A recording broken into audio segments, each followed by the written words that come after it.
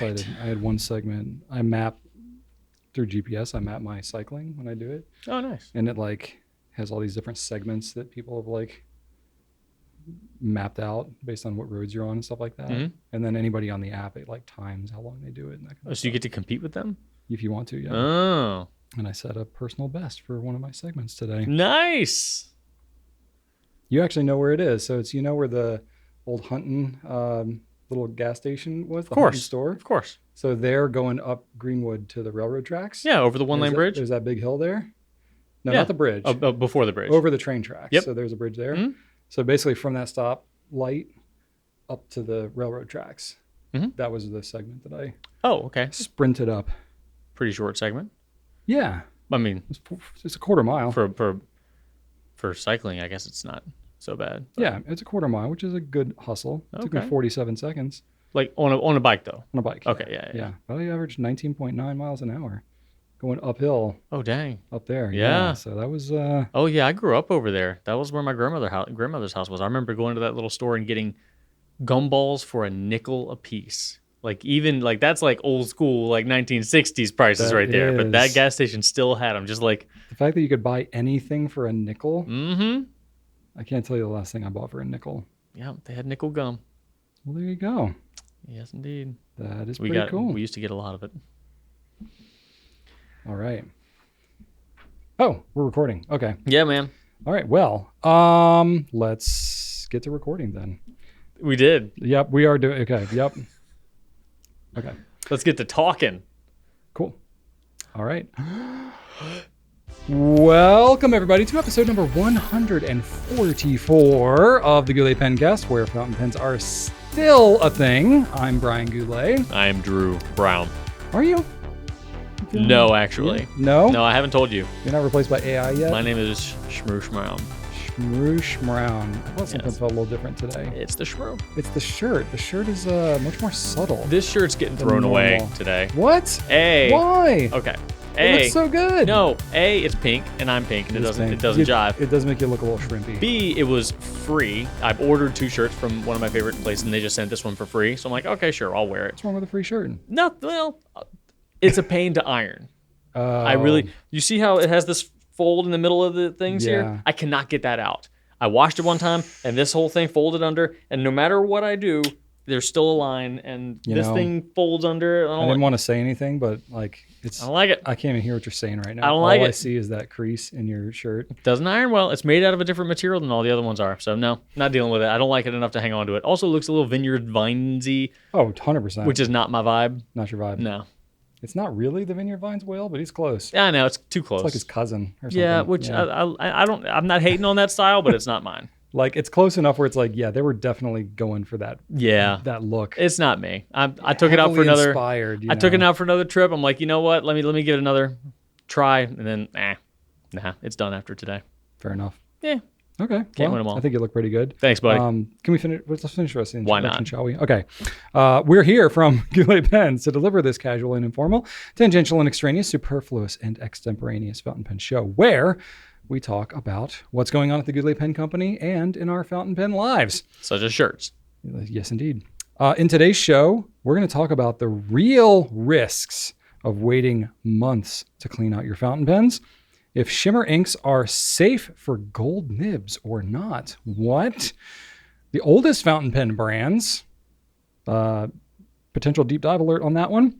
An overview of Italian pen brands and how we keep our website looking so snazzy at Goulet Pens.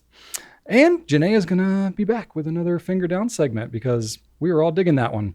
And we have plenty of nonsense to cover in our home lives as well. So without further ado, let's back some feeds. David Parrish Productions is kicking us off this week and says the following. Brian and Drew, let me join the chorus of fans who are completely fried and stressed out, who smile when a new Pencast is released and watch it to escape the gut-wrenching harshness of the world today. Love you both. Love the fountain pen community. You restore my faith in life that is worth living. Wow. Well, that is high praise. But let me just say thank you once again. I don't want to continue to harp on all of this, but I know that I have had some fountain pen friends recently, just in the month of July. We're talking, injuries, job stuff, all sorts of nonsense. Like I know that and I know this much about just some random stuff people happen to be going through, and of all that, there's a whole lot more out there. So Yeah.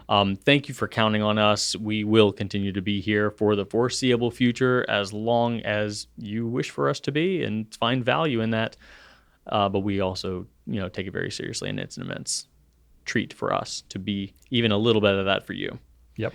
Because we need that too. Like, we both have things in our lives that we absolutely need to use to find respite. And since we are human just like everybody else, we also need to decompress. We need to disconnect, unplug, and we have things that we use to do that with. So we do absolutely understand the value and benefit of that.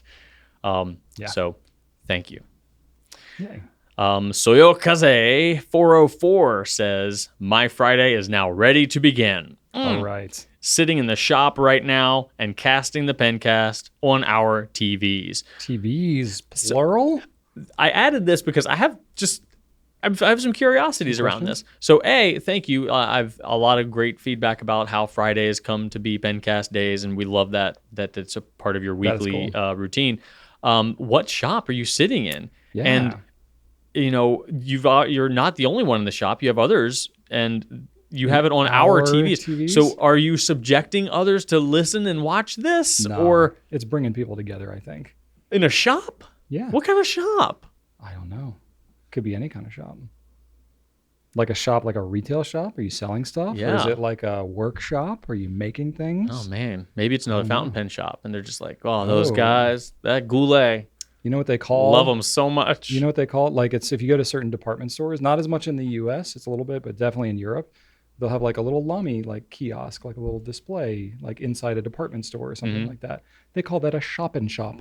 A shop and shop. Shop and shop. Because like you're shopping within the shop. Like a chip and dip. Yes. All right. Shop and shop. So maybe it's our TVs in the shop and shop. Either way, hello, shop, if we're in there. And I'm like we sorry if Soyakaze is making you listen to us. I'm not sorry.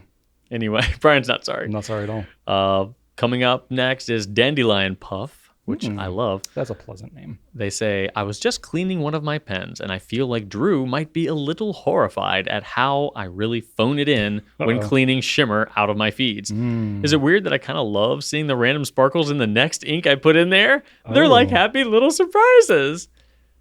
You know what? I'm vibing with this. Yay! To me, this falls into the category of sort of like nib creep. It's like it's easier to just embrace it and choose to like it rather than make your life harder by trying to avoid it when it's going to be hard to avoid. I see the merit in that, Brian. Yeah. I do. I don't obsessively clean my pens because, I feel like it's best practice. I do it because I'm just compelled to through, some sort of disorder. Some sort of compulsion, some sort of diagnosable condition. Some sort of diagnosis. So don't you worry about me, Dandelion Puff. And honestly, with a name like Dandelion Puff, I expect you to be a bit more of a free spirit. I think it jives well with the puffy, dandelion-y nature of your nom de plume. I wonder if there's like a fountain pen cleaning obsession in the DSM-5 somewhere. Yeah, probably. And whatever the opposite of that is what I have. I'm like, yeah, it's fine. I'll clean it later. Yeah. And then finally, BTOR72 says, in regards to our discussion about biggest regrets in fountain pen collecting, my biggest regret is not buying the Kaweco Golden Espresso. I still have not seen it on the secondary market. I would have added this one to our discussion last week, Brian, if I had remembered about the Golden Espresso. This was an all sport. Yeah. It was one of the metal Kawecos, and it had this gorgeous brown with gold hardware. The brown was such a soft, just mocha, caramelly, chocolatey coffee, beautiful brown. It was just stunning, and we know that the all sports have that wonderful feel to them. It was a great color. It's a nice looking brown. I'm with you. That one should have been one I picked up as well. But alas, it has passed us both by, and now we just must lament our losses together. I don't know if I have one of these. I feel like I would know if I did. Yeah, you don't keep a lot of all sports. I've been keeping more. I don't keep all of them. Did you get a lilac? I'm gonna have to check Because that's a good one. Check my spreadsheet. The lilac purple. That was a solid color. I may have. I'm not 100% sure. Yeah, that was not 100% sure. I've definitely kept some all sports. Let me see. This is really important, so I want to make sure that everybody knows. Mm-hmm. Oh, I don't have a lot of all sports. Iguana blue. That was a good one too. That looks like the one I have. Have I really only gotten one all sport? I don't recall you like. I don't know. Usually I'm the one pushing you to keep pens, and I don't remember you keeping a lot of all sports. I keep records of everything, so I would trust my records more than my memory. But sounds like I need to collect some more all sports. Yeah, right. Golden Espresso, okay. I wasn't aware that was one that I needed in my collection, but I guess you can't have it all, can you? No, you can't. All right. I've got some feedback as well. TMC 4642 says, I really appreciate hearing Brian express how he wishes he had certain pens so he could gift and share them. This is such a fun part of collecting. I've never once regretted gifting a pen from my collection to someone who will love and use it. This is a really cool thing about the pen community at large. Like when I was newer to the hobby and, I was offered, and I never took anybody up on the offer because I'm, sort of in the business. So I didn't need the jump start, but I've seen it happen quite a few times. And you see this especially at like pen shows and stuff when, if there's like younger kids walking around or people that are like newer to the hobby. I mean, any avid pen collector is going to have pens that like just don't mean as much to us anymore. We don't use them very often. Even if we still like it, being able to gift it to somebody that's going to like really enjoy it, it's just such a cool part. It's like really like paying it forward kind of a thing. Yeah. And there's a lot of that happens in the pen community. It's just super cool. So that is neat. Yes. And then Daryl Morris says, I'm happy to see more of Janaea. She is a great addition to the Pencast. I had 3 fingers left. Well, you had me beat. Todd, you had 3, right? I think I had 3. The last one? Yeah, I had 2. This week's going to be rough for more me. challenging. Yep.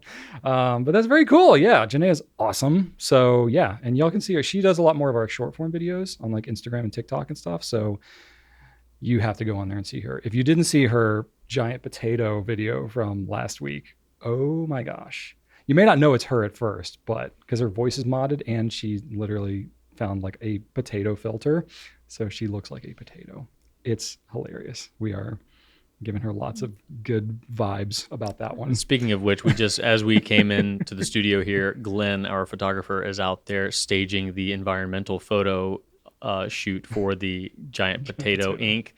And credit to you, Drew, for bringing in genuine russet potatoes that I for did. The shoot. I went by the grocery store this morning to buy potatoes. It like does not make sense how excited we are internally about this. The ink is fine, but we're putting way more effort into it than we have any reason to be. I think we've all just kind of lost the plot a little bit. Yeah. And we're just getting excited about we've fully invested in the giant potato. Yeah. I don't even know if we'll have a restock by the time this publishes. We've basically sold what we had because, of course, why would we think that this would sell out? We'll get more, but definitely check out Janaea's video on Instagram, and then look forward to the giant potato photograph that Glenn's even bringing out a new lens for this thing, y'all. Well, it's not a new lens. This is a different lens that he normally doesn't use. This is a tilt shift lens. He's using it. He normally uses it, but he's using it in a different way. Oh, okay, gotcha. It's a tilt shift lens, and you can do cool things with it. Anyway, you photo nerds out there will know what we're talking about. Anyway, look for that.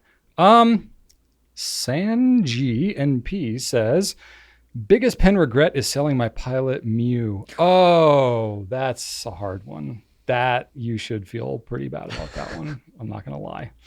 But it can and hopefully will be fixed eventually. Ooh, that's a tough one. Yeah, you can still find those on the secondary market for sure. That's the one with the it's like the M90. It's got the integrated nib. Mm-hmm. So it's a stainless steel pen with the nib in the body of the pen.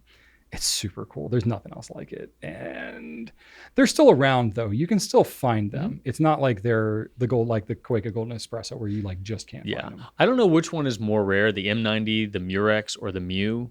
They're all very similar, the M90 being the newer of the three. It's hard to say. Is more plentiful. I don't know which they made more of. Yeah, I don't know. But I don't think it's the M90.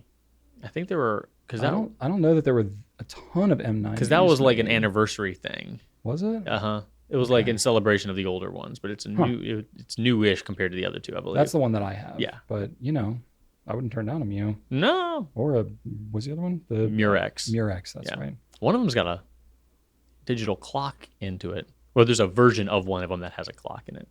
I don't think it's possible to replace any battery at this point, but it's still cool. Those were rad pens. The clock would be like smaller than a battery. I don't even know how that would work. Pretty small. Pretty small. Interesting. All right. And then the other Lynn H says, had to switch to the YouTube to see if there was a Lego in a vase photo. Needs a follow-up. Oh, I feel so bad about this. I didn't include any photos from anything I talked about last week. So I will take a picture of I will intend very strongly to take a picture of the vase with the flowers in it. I just had a crazy week last week. I believe if this is the Lynn I'm thinking of, he usually comes to DC, so he might see you if you don't deliver on this. Okay, well, he didn't strike me as an aggressive individual, but who knows? You can chastise me in person if I don't follow through. I will follow through with my intention to share the picture in it today. So if I don't follow through, know that the intention was genuine. Okay, that's all I got for feedback here. I think it's time we should talk about some new stuff. All right, well, we do have some new stuff to talk about, one of them being the Conklin Duragraph Whirlwind collection. Limited edition. What? You got a face, man. I just said... Whirlwind? Whirlwind. Oh, whirlwind. Whirlwind. Yes, Gotcha. it's a Whirlwind collection. That's what you got to say. So, limited edition. This is a $68 pen. Kind of a deal. Cartridge converter, but it is the same material. Really cool, swirly kind of material, like you see on the Conklin 1898 Misto series. Which were more expensive. They were more expensive. These are less expensive. But the material's really cool looking. Not the kind of thing you see on every pen, especially in this price range. So these are topaz, rainbow, and amethyst, which I'm absolutely sure I pronounced correctly. I'm just nailing it. Whirlwind amethyst. All right. Rhodia 2025 weekly planners. Hello. If you're sick of 2024 already and want to just go ahead and get to planning for next year, you can do that with Rhodia. What if you're sick of it and don't want to plan? Well, then I guess you could just get the Rhodia planner and just look at it and be like, ooh, yeah, 2025. Let's think about that. I don't know. I'm not a plan 5 months ahead of time kind of person myself, but some people are, and that's cool. And the Rhodia planners are a good layout. We don't carry a lot of planners, but this is one that we've had for, I think, since the beginning. I mean, Rhodia's been... Since I can remember. Yeah. I mean, just, it's just stood the test of time. $28 for that. There's a black, burgundy, midnight, peacock, and orange. I believe the layout's exactly the same as it's been in years past. So that's fun. We have a new limited edition platinum 3776 Century called Kasumi, which is pretty interesting looking. It looks like somebody engraved with a squiggle pen. There we go, the squiggle pen coming back. That's kind of literally what it looks like. It's not super, super deep, but it's a little textured. Like, you can kind of feel it. But that's kind of their thing with these limited editions. There's always some kind of texture to it. But this one is one of the lesser noticeable, lesser offensive textures, I like that. I guess. But it is up there in price a little bit, $4.95. So, you pay. You pay for these LEs, but it's a nice looking one. It's got a green cap. It's really, really, really cool. I like the look of it. And then we have something that we don't get to say very often, a new TWSBI VAC 700R called Kyanite Blue. And it's pretty cool looking. I think the last VAC 700R that we had was the Iris. Sometime during COVID, it's a blur, but I think it was like 3 years ago. So I don't know. I mean, the Iris is cool, but I mean, this Kyanite Blue is pretty rad. What do you like better? You're a big fan of blue. Oh, yeah, blue. Blue for me, blue better than rainbow. Everything. Okay. Yeah, 100%. Yes, blue. It's blue all the way. I like rainbow because it's got blue in it. That's part of it. But I'll always take. It's got to be the right blue. Not all blues. Is this the right blue, Kyanite? This is a good blue. It's not like a bullseye blue for me. 7 out of 10? But it's definitely, 7 out of 10 easily. Solid. It's not like the inner bullseye of the archery target, but it's like maybe the next ring, Nice. you know? Solid. That's Yeah. still some points. It's very solid. It's $80 for this pen, which is still a bargain for a vac filling pen, especially. It's really cool looking. I really like what they did with the nib too, like the two-tone with like the blue. Oh, yeah. That's why people are buying it. Looks so good. Anyway, that one's pretty cool, and it's launching on July 26th, which is Friday, today, I guess. Pencast Day. Pencast Day. So that's kind of cool. So yeah, go check those out. That's all I got. What about you, Drew? Grance, Brian. Ooh, the grants. Yes. The old pilot grants. No, the pilot Grance. Grance has been available in Japan for some time, but now, lo and behold, the United States is now able to distribute and sell it. So hooray for that. These pilot nibs do come with a gold nib. They are 14 carats. And if you remember the Pilot Stargazer, it has that same size nib. It's Pilot's number 3 size nib, so it is it is their tiniest gold nib unless you count the vanishing point and Vanishing stuff. point is tinier, Right, but but this is the tiniest one that looks like a regular, conventional yes. nib. Yeah. $200 for this one, so it's still not as cheap as a vanishing point, but it is more of a normal sort of profile. So below it in terms of Pilot gold nibs, you have the E95S and the vanishing point or capless, and those are less conventional shapes than something like the Grance. The Grance is going to provide you with that Pilot gold nib experience if you're looking for more of a traditional profile in your hands. I was pleased with this one. Yeah. I have a Grance that I got in Japan, But but it's like a metal, like a fluted body, Yeah. with like a blue kind of swirly cap. It looks more like a European, like an ST DuPont type of a design. But it writes really great. So as soon as they were looking to bring it in, I was like, definitely. And the pearl colors are awesome looking. Yeah, especially really the pearl white. Yeah. I like the pearl blue. Oh, really? What you mean, Well- light blue? All right, so here's the thing. It's light blue, but on the box, it says pearl blue. Oh, So I have to not call it the wrong thing. but it is pearlescent. It is pearlescent. Yeah. Yeah. It looks really good. It's got like a nice pink. Oh, kind that's of the a one. No, sheen to that one it. is better. Yeah, no, you're right. Well, the That- white is good too. The white has White's that pretty good. pearly kind of thing too. but the blue's something special. I mean, it's blue. Yeah, that's a Come good blue. Come on now. And cartridge converter pen on those. Yeah. We also have some new Preppy Waz by Platinum.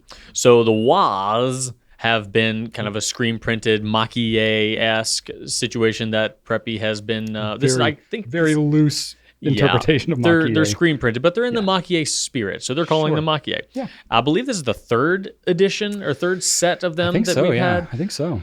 We've got a lot of really cool ones. They're only $13, so more than a standard Preppy, but then less than pretty much any other pen. Azagao is Morning Glory, so it's got flowers there.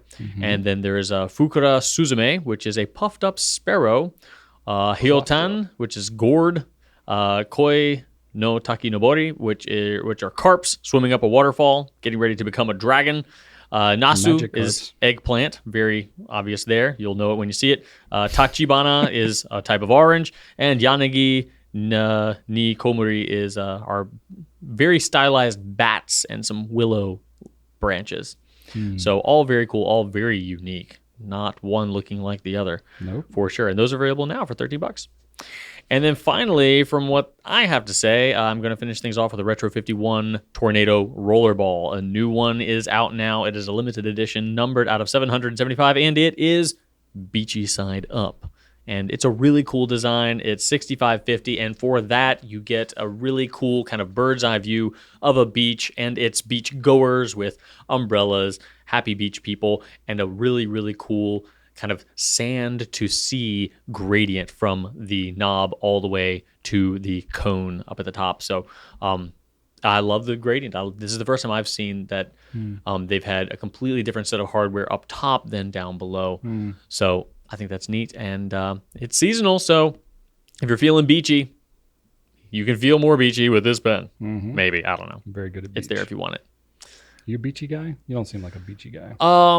I like Just based on your skin. I like the beach area. I don't like sitting for hours and hours at the beach. So you like being like at the beach, like city, I love a beachside. I love a walk on the beach. Okay. You know, Yeah, I love the atmosphere. I love the smell, the sound. Yeah. I love it all. I do not want to just sit there Just sit there and be and on the fry sand. in the Yeah, sun. I don't see that. Like Yeah. no.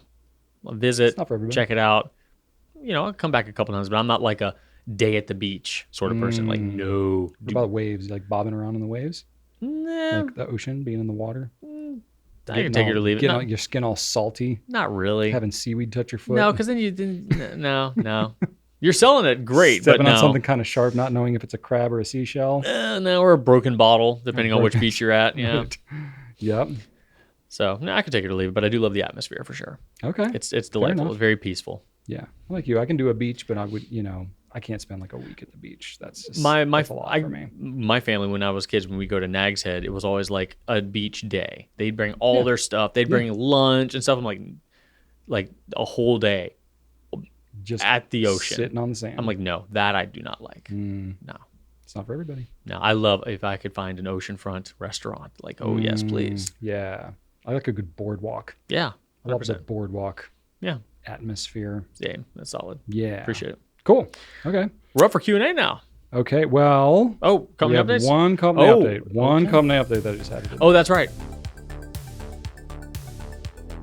So Drew is going to be doing a What's New video this week, or will have done a What's New video. I need to figure out what's new.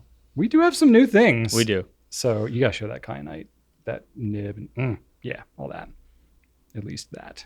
And the pearly pearls. I did. Pearly grances. I did. I showed all of those. You did. Yeah, you can go watch the video right now. Oh, you did. You will have did in the future. As The we're Drew they're recording this. watching Yeah, did. That's right. That's right. The Drew you're watching hasn't done any prep at all. That's okay. I know that both Drews are going to figure it out somehow, as you always do. All right, now it is time for some Q&A. All right. Our first cue for you to A comes to us from Alon Suteran. Okay, Yep. let's go with that. And I just picked this randomly. This is not in any way directed toward you personally, Brian. Yeah, so as please, you always do, it's just a toss-up. please don't take it this way. Just coincidentally, you're going to need to answer this. Are there real risks in not washing fountain pens and storing them for months until you wash them? Boy, If you lack the insight to be able to competently answer this, I understand. sometimes I feel really like I have a lot of personal experience, and this one I feel like I'm really having to just kind of wing it and just go off of what other people tell me. I'm sorry I did this I to don't you. have a lot of experience with this personally because I'm usually really on top of my pen cleaning. Yeah. I will say probably the biggest risk will be people that clean their pens more regularly, like hassling you about how often you don't clean your pens and being judgy and turning their noses up at you. I'm just kidding.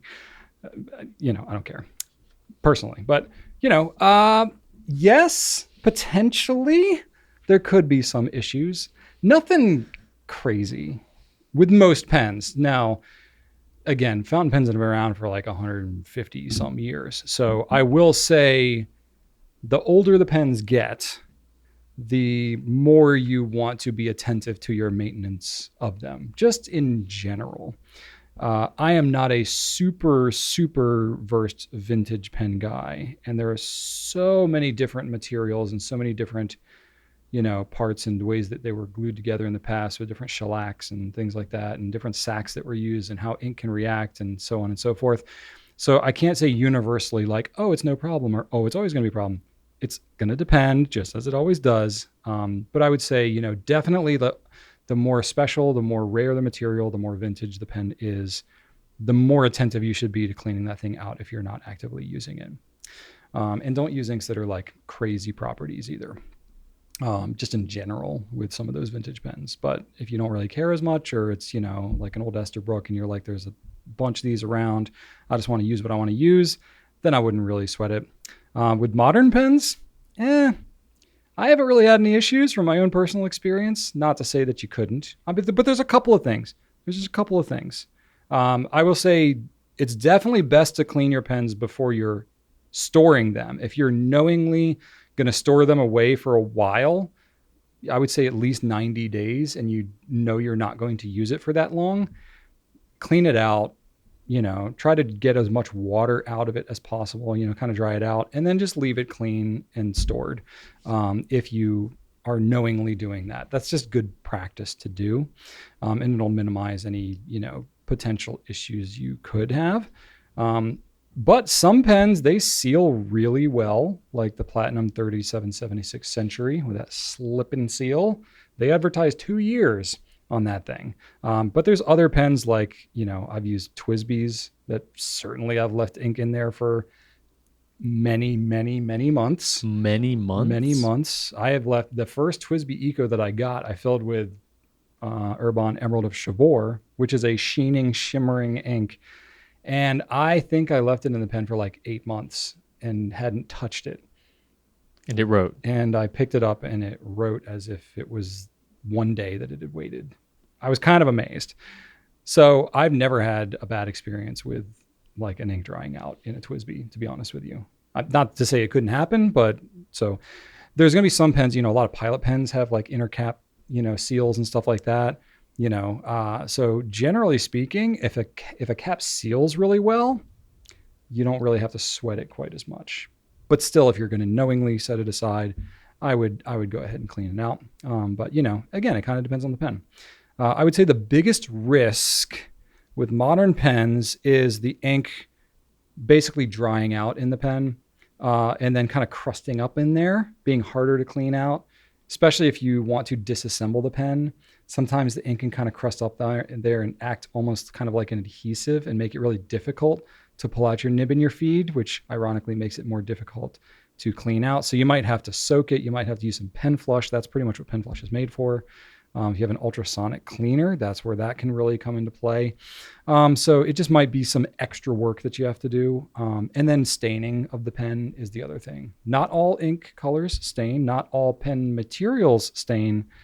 But if you're going to be the longer you leave an ink sitting in the pen and the more you let it kind of like dry out and crust up in there, the more potential there is for some kind of stain. And if not like a permanent stain, definitely like a stain that you have to use like a cotton swab or a feed brush or something like that to something like extra mechanically help remove that out of there. That's only going to potentially be worse if it's something that's left in there over time. And I will say, some inks are going to be worse than others, especially if you have a pigmented ink of any kind, which I guess you could include shimmer in there as a pigment, but I'm thinking specifically like the platinum carbon black and some of the Sailor like Seibuku and stuff like that. If you let those dry out in your pen, they're going to be a little more work to clean out as well. So I would not leave those. I would not leave any iron gall inks in your pens for an extended period of time if you're not going to be using them. So that kind of stuff, if you got to pick and choose, clean those ones out. I already mentioned vintage. You got to be a little more careful, especially because a lot of the vintage pens don't so easily disassemble. So you kind of have to like just flush and fill through whatever the mechanism happens to be over and over again. So that can be kind of a pain. And it's definitely easier to clean out the closer it is to when you have, been actually using the pen and not letting it sit there and dry out. I said, in all likelihood, your biggest risk will be, that the pens are going to be harder to clean out. It's not really that common for pens to actually get damaged or ruined just by having ink left in them. But of course, your mileage may vary on this one. We all probably have some example, maybe of a pen that's like gotten a little bit stained or gotten, a little tint. I definitely have some like clear Twisbee Ecos that like, maybe not me, but somebody who may live in my household likes to use things like Yamabudo and tourmaline and leave that in the pen for like extended periods of time. And there may be a slight twinge of pink left in the bodies of those pens. I don't sweat it too much, but that tends to happen and it increases more the longer it's in there.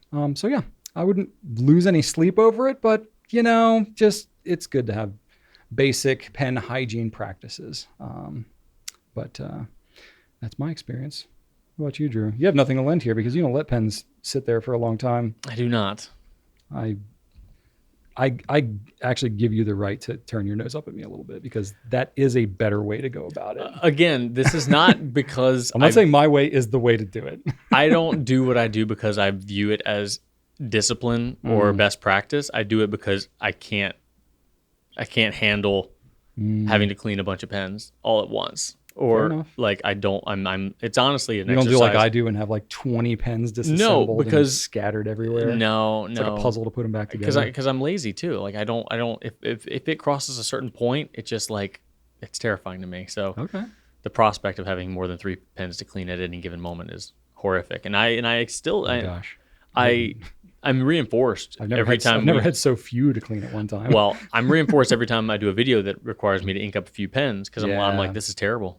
I'm never going to do this in my personal goings about. Yeah, I have just cleaned a bunch of my pens recently, but then the last video I shot was like on all the Pilot custom pens, and I inked up every version of a custom pen. I was like, no, there's like 5 or 6 pens to clean out now. Yep. Anyway. But if you get it right away, it's not that bad to clean out. But if you leave it sitting there forever and it dries out, then it's worse. Yep. So that's not the way to do it. But anyway, you got to live your life too. Balance it out with your other priorities in life. One thing that I forgot to mention, I don't even know if I had it in my notes. If you have ink in your pen and you know you're probably not going to use it, but you don't feel like cleaning it all the way out, but you don't want to like leave the ink in there to like crust out, you can just do like a couple flush fills. Just flush out most of the ink, get some water in and out. You don't have to do a full cleaning, but just literally pump it a couple of times, 10 seconds worth, and then set it aside. You'll have to come back to it later, but it's a lot quicker to do that than a full cleaning. And, if a little bit of inky water is in your pen and it dries out, that's going to be way less problematic than any like pure ink that's left in there. So that could be the sort of hybrid lazy approach towards doing it. So I like that. Just a suggestion. All right, cool. Well, that's what we got for that one. Love to know what y'all's pen hygiene habits are and any experiences you have there. Please lend from your own experiences. We've got 4 on this next one, Brian. Yeah, this is a lot. So should I read all of them? You can read all of them. They're all kind of the same question. Okay, so Ballet Renaissance says, can I ink my gold nib pens with sparkly ink or just stick to steel nibs? Penny Lane FP says, which gold nib pens would you be confident putting shimmer ink in? Penny Lane then says, and which ones would you advise not to use with shimmer ink? And lastly, Tabitha says, how careful do you need to be with shimmer inks like Waringal or Diamine? Drew? I don't know what happened last week to make everybody all of a sudden afraid of shimmer ink, Brian, but was just everybody like concerned about shimmer ink all of a sudden? I don't know, y'all. Shimmer ink is safe. It's not dangerous. We wouldn't sell it if it was in any way a danger to your pens. Mm-hmm. So let me just at first get that out of the way. Like, shimmer is not a dangerous thing. There's no, when you say words like, safety, safe like, to use. That's not a thing with just shimmer. Shimmer is regular ink with some mica powder in it, which is a solid particle. Like, it's very, just very fine particle. Very, very fine, sparkly dust. So the worst case, kind of like Brian said with the last question, worst case is you need to put forth a little bit more effort in cleaning it. So that's the worst. If you let it dry out, then you'll need to just completely, put forth a little more effort to cleaning it out. But what you're going to be left with, is the normal amount of like ink residue that would be with any other ink, and then some little dust particles. But again, these are solid particles. They'll brush right off with like, a feed brush or whatever. Pen flush helps a lot too. Pen flush helps too. Yeah. Absolutely. So again, all of this is very easily remedied by, frequent cleanings and agitation, honestly.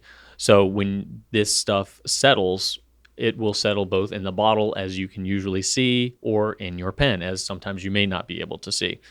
But let me go ahead and just at least, so you got a bunch of notes here, Drew. Clogging can definitely happen. You're like Brian level notes on this one. Well, yeah, I went a little bit deeper on this one. Yeah. So clogging can definitely happen with shimmer inks, because if you store your pen nib down and all of that shimmer collects right at the bottom of your ink reservoir, be it an internal reservoir or a converter or whatever. That is going to pile up on top of the entry from your reservoir to your feed.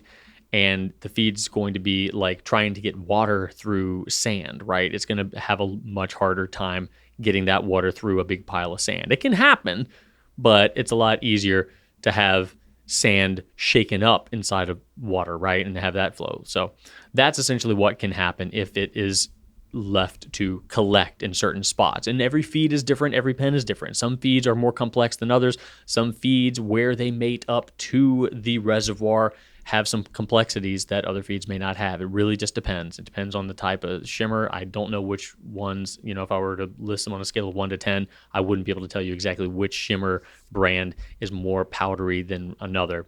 Most of them are all on the same level. But you can usually tell whether or not a bottle has a ton or a little in it just by taking a look at the bottle. So after that, let me just answer this question. Can I ink my gold nib with shimmer? There is no difference at all in terms of what material your nib is made out of in its ability to perform with a shimmer ink. None.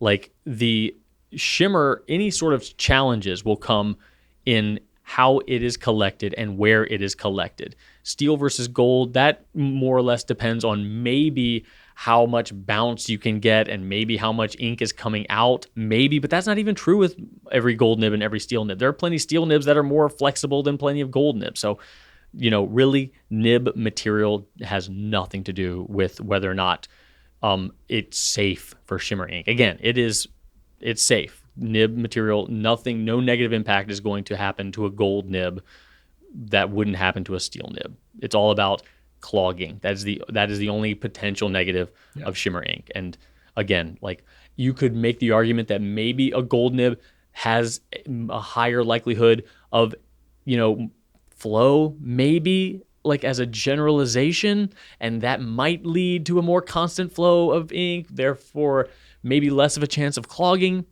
But again, that's like, I feel like it's going to happen in your feed more than the nib. Yeah, that's a big old generalization that I'm not going to make. Yeah.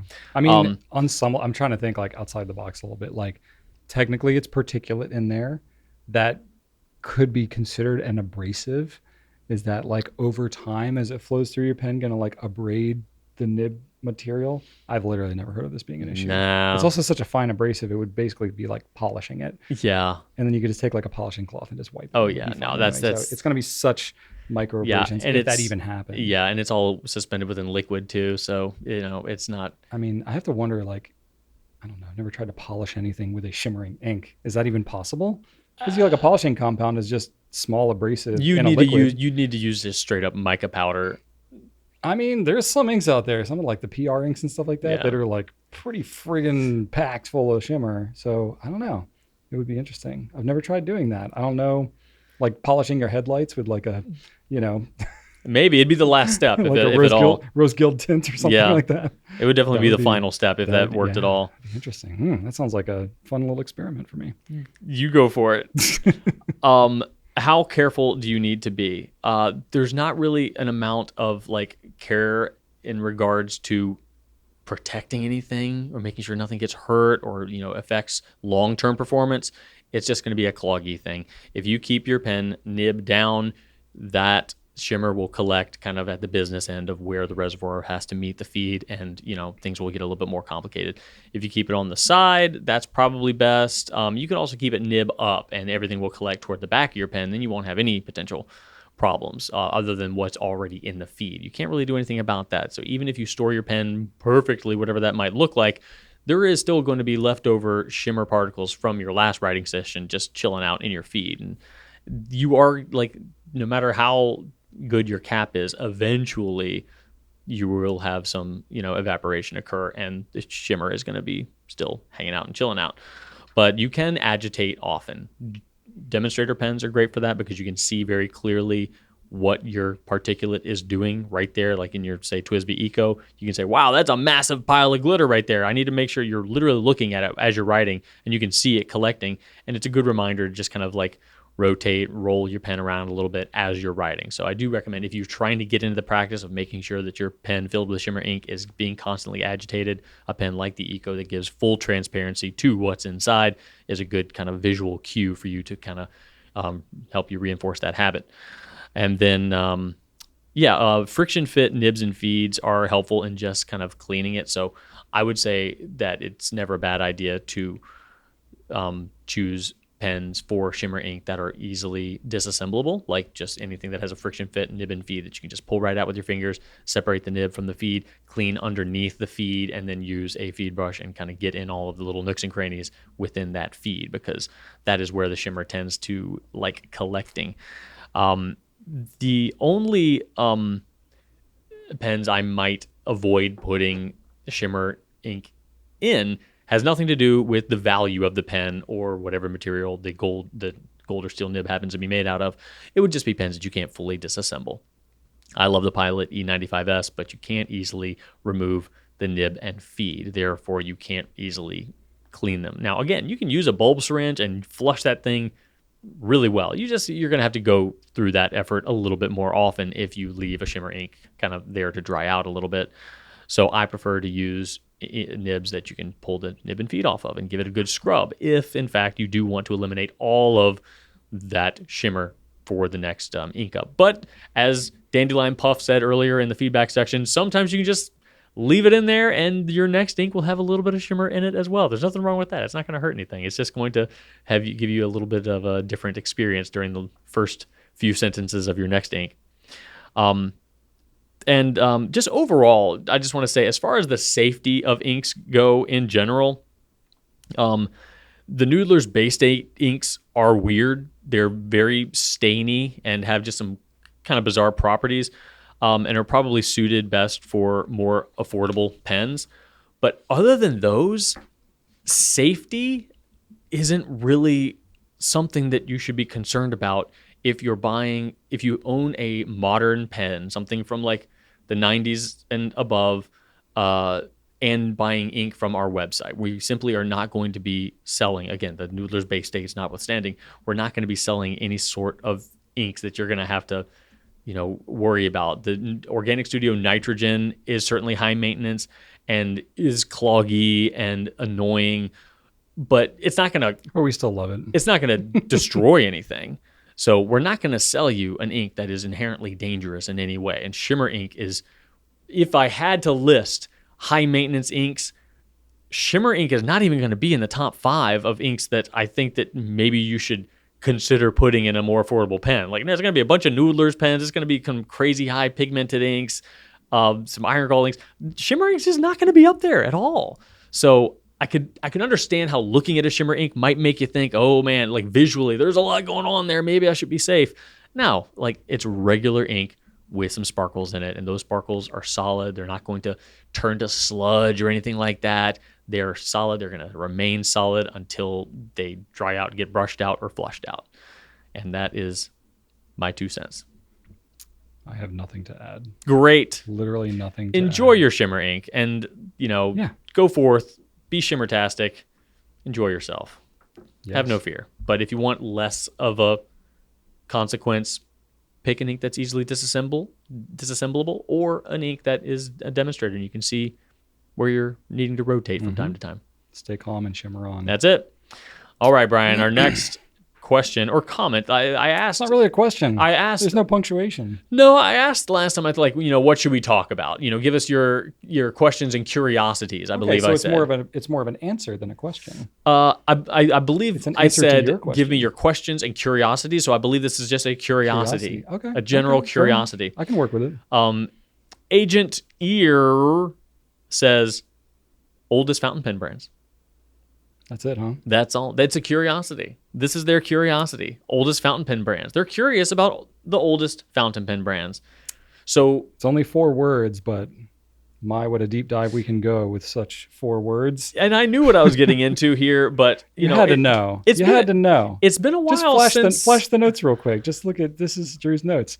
That's a full page. I mean, it doesn't go all the way across the page. It's into 2-column format. There are bullets. And there's a lot of bullets. They don't go all the way across. Yeah. But, I definitely have a lot to say about this. And I had to give myself some pretty firm guardrails too, because oh my gosh, you can go so deep into this topic. So I will just go with what it was that I felt that I should cover. So let me not belabor it. Fountain pen history is very rich, and I am not an authority on this topic, but I can play one on TV.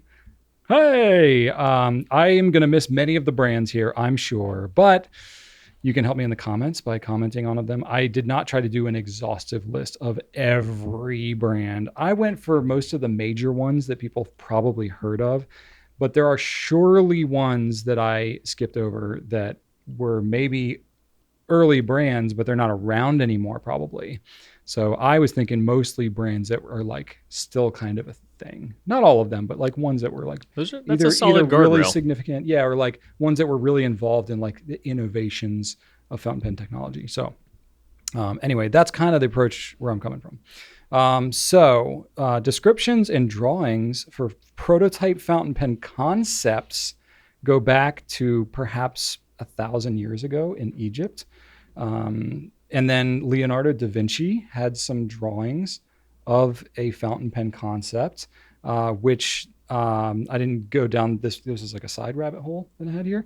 But there was an artist, I believe in Italy, who in, I think 2023, maybe like fairly recently, built a pen based off of Leonardo da Vinci's designs, and it worked. So that's kind of cool.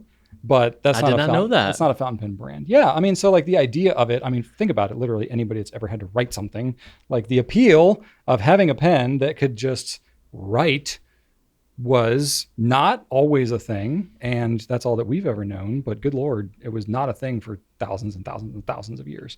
So that's kind of cool. Fountain pens kind of started to pop up a little kind of organically and from like just inventors, tinkerers, stuff like that in like the 16 and 1700s. Not like we know today. They were kind of like quill pen hybrids of sorts. So there were some people that were like making like double layered quills that had like sort of an ink reservoir, but you know, was still like the feather quill type thing. People got pretty creative, pretty innovative. You know, what are you going to do? But it was really in the 1800s where fountain pens, as we know them today, really started to be a thing. And that's where like the patents started to come out. And that's where we have like really good records of fountain pen technology as it was unfolding. You know, Industrial Revolution certainly played a hand. There was a lot of technology. Chemistry had a lot to do with it. The development of different materials like hard rubbers and plastics and all that. Think about all that stuff that was culminating the end of the 19th century, early 20th century. That's where fountain pens just exploded.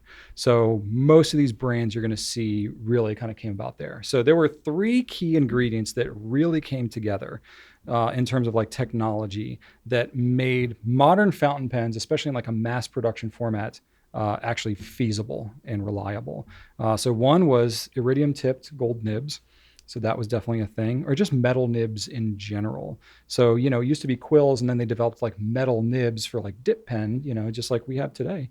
You know, but to have the fountain pen with the reservoir and stuff, it was really the gold nibs with the tipping that made it like because gold nibs actually wouldn't last. deteriorate like Gold nibs, steel well, would. a lot of the ink back then was highly corrosive. Yeah. And they did not have modern stainless steel alloy like we have. So the spring steel and stuff that they used back then would just get eaten up by these really acidic inks, like the iron gall stuff, like the true iron gall stuff. And the ink was very like, it was not like highly filtered. It was not highly fluid. There's like gunk and crap, and a little chunky. A little chunky. So it didn't flow well, and there just wasn't good technology around feed design and air ink interchange and stuff like that. So that technology needed to be perfected before it could really be feasible. So the iridium tip nibs was a big one. Free flowing ink, which kind of covers what I just talked about there, and then hard rubber. So a reliable, durable material that could actually last, that could hold the ink in, hold the rest of the world out. Those three things kind of coming together really around like the 1850s. That's when you started to see companies getting established, coming about. So there are some companies that were like older than that, but then they were like innovative and trying to like develop fountain pens. Like they might have been involved in some other kind of manufacturing, but then they started to get into the fountain pen thing. So you'll recognize some of these names. Duncan McKinnon and A.T. Cross created the stylographic pen, which is like a drafting or a technical drawing pen. So, had a reservoir, stuff like that. It wasn't a modern fountain pen with like a nib like you would think, but it was kind of on that track. That was in the 1870s. 1880s is when mass production really started, with Waterman really leading the charge. They filed that first patent. I believe it was in 1884, I think, in England. 84. Which is, I think that date is right, but Waterman was like the dominant brand, really kind of until the 1920s. They were the big one. Conklin started in 1898. And at that time, pretty much all pens were eyedropper fillers, or barrel fillers, if you like to say it that way. We do. Until they came out with the crescent filler. That was the first like self-filling fountain pen. How about that? So that is a thing, and that's why it's kind of significant. Schaefer broke out with the lever filler in 1912, so that was kind of innovative too. Pelican created the first piston filler in 1929. So Pelican is one of those companies that was doing other stuff, making other things, but then they created the piston filler, and then it was like, boom, Pelican fountain pens, 1929. Now we're rocking. So that's kind of like Pelican's anniversary, if you will. Faber-Castell, I think, might be one of the oldest companies. I think if you consider Jacques Herbin to be a fountain pen company, they really do more ink and wax. They've dabbled with a couple pens. They have some glass dip pens. I wouldn't really consider them a fountain pen company per se, but they've been around since 1670. That's why they make the 1670 inks. So like Victor Hugo was writing with their ink back in the day. Who's Victor Hugo? Victor Hugo wrote, oh Lord, something. What did he write? He wrote something really famous. Everybody's going to scream in the comments. 1670, I just think pirates. Yeah, that was a thing. Victor Hugo, he is known for writing something. I really should know this. You already know more than me because you know who he is. Hunchback of Notre Dame. Oh, okay. And Les Miserables. Oh, cool. So that was in like the 1831, 1862. So anyway, they had like a Victor Hugo ink back in the day. All right. Herbin did, yeah. They started out with wax and then they got into ink. Anyway, side rabbit hole. This is more like an ant colony where it's just like it goes down, but it also goes rabbit hole way around. Yeah, there you go. Okay, so we got that. Parker developed the button filler, and then really kind of like led the charge with celluloids in the 1920s. So the Parker Duofold and stuff like that. You saw a lot of the cool vintage celluloids. Parker is leading the charge with a lot of that. I mentioned Faber-Castell. Sorry, yeah. So Faber-Castell, they weren't always making fountain pens. They didn't start fountain pens until the 1900s, but their company goes back to 1761. So they're an oldie but goodie, but they're definitely known for fountain pens now. They did a lot with pencils and stuff back in the day too. So that was like really what they focused on. Well, I mean, they're still pretty known for non-fountain pen writing. Well, they have what materials. they call the perfect pencil. And they got, it's a really, really expensive pencil, but it's super bougie and nice. Anyway, I'm not a pencil guy. I've never written with a perfect pencil. Oh. I forget how much they are, but they're very expensive. Oh, goodness. But anyway, I'm sure we have some perfect pencil fans out there. Yeah, look it up. It's like a whole thing. Like in the pencil world, it's known as like a thing. Okay, so that's just some of the history and kind of notable things that kind of happened around that time.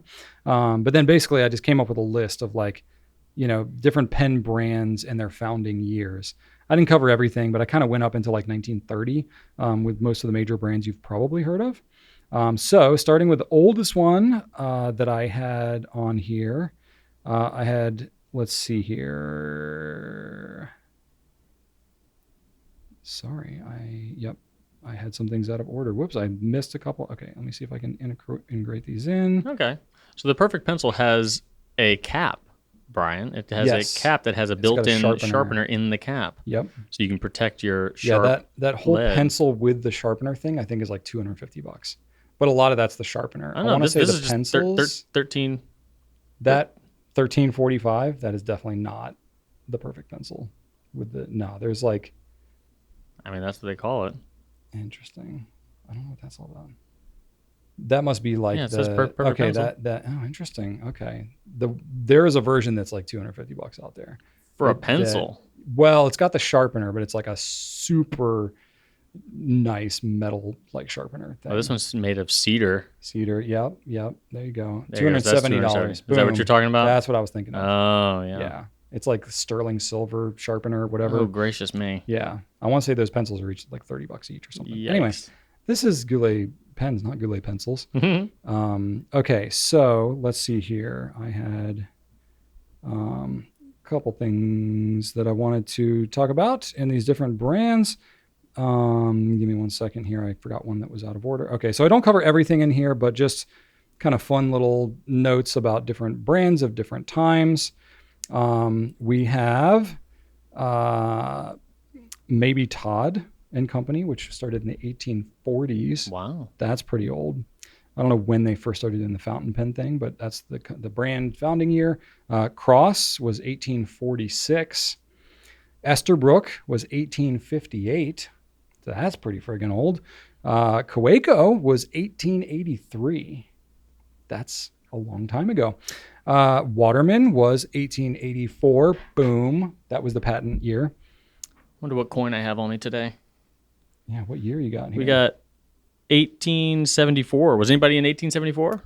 Probably somebody, but I don't have anybody Dang. with that specific year in my notes shucks. here. Oh, well. Let's see here. Parker was 1888. Conklin was 1898. Mont Blanc was 1906. Wall Eversharp was 1910. Sailor was 1911. Heyo. Does that sound familiar? Montegrappa was 1912. Schaefer was 1913. So a lot going on in the 1910s. Yeah. Caran d'Ache was 1915. Pilot Namiki was 1918. Aurora was 1919. Platinum was 1919. So that period of 1910 to 1920 was hopping. Booming. Hopping for the pen world. Diplomat was 1922. Omos was 1925. RIP. Rotring was 1928. Pelican, technically they started in 1838, but they didn't start making fountain pens until 1929. So that's kind of what they consider their anniversary. And then Lamy was 1930.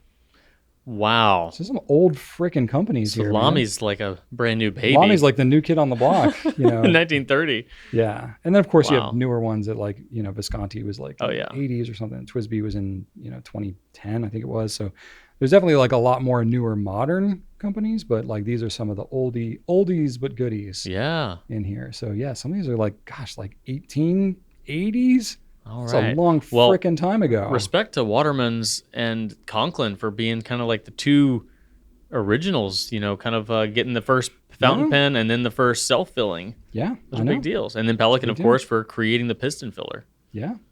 There's a lot. There's a lot of other innovations and stuff that there's just so much that was happening around that time. You could have a whole dissertation on it. But I at least wanted to mention. I'm sure somebody has had a dissertation on it. I have no doubt. And I'm probably one of the lesser qualified people in the pen world to talk about fountain pen history. But, I just at least wanted to kind of answer this question to the best of my ability and just give some perspective on like how established some of these companies are. I mean, think about that. You've been around for over 100 years. You're talking multiple generations that thing has had to pass down through and carry that forward. Like, we've only been around for 15 years. I'm thinking like, in like 85 more years, is Goulet pens even going to exist, or is it going to even be close to what it is now? I have no idea. It makes me wonder, of all of these, which one has remained unchanged and under the same ownership for the longest time? Ooh, that's a good question. Well, I know Lamy just sold from the Lamy family. So that doesn't count. Last year. Montegrappa in 1912, they're still under the same family ownership, right?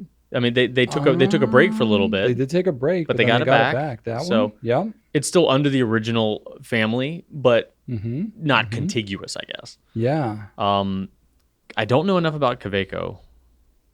I don't know either. Faber-Castell, there's still somebody still run by the account. Yeah. So I don't. Yeah. That may be the longest running. I don't know about Jacques Urban, if you consider them a fountain pen company.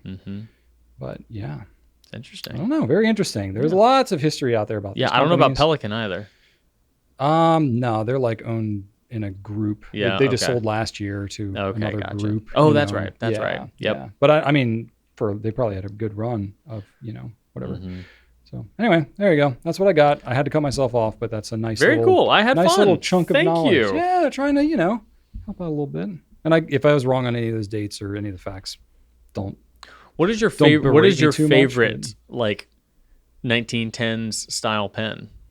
Oh boy. Do you have one that kind of pops out at you that you think of when you think of like old school pen? What do you think of? Old school pen. I mean, 1910 is pretty old. No, I mean, do you think of the a Crescent Filler? Is that kind of what pops into your brain? Sure, sure. Yeah. I have a Maybe Todd Swan Mm-hmm. that has a flex nib on it, like Oh. old school vintage flex. Nice. And that one is pretty. I think of safety pens too. Oh, right. So that was a thing like before the Crescent Filler came about. That was the innovation. So Mhm. basically, like the nib would kind of like dunk down into the pen, and then you would close and seal it up. So it's because like ink sealing was a big problem. Yeah, that's why you see all those early cartoons on. with ink just skitting everywhere. Yeah, that was like a major issue that they were trying to solve, and the safety pen, Waterman was really known for that. Other brands too. I wonder who came out with the first converter.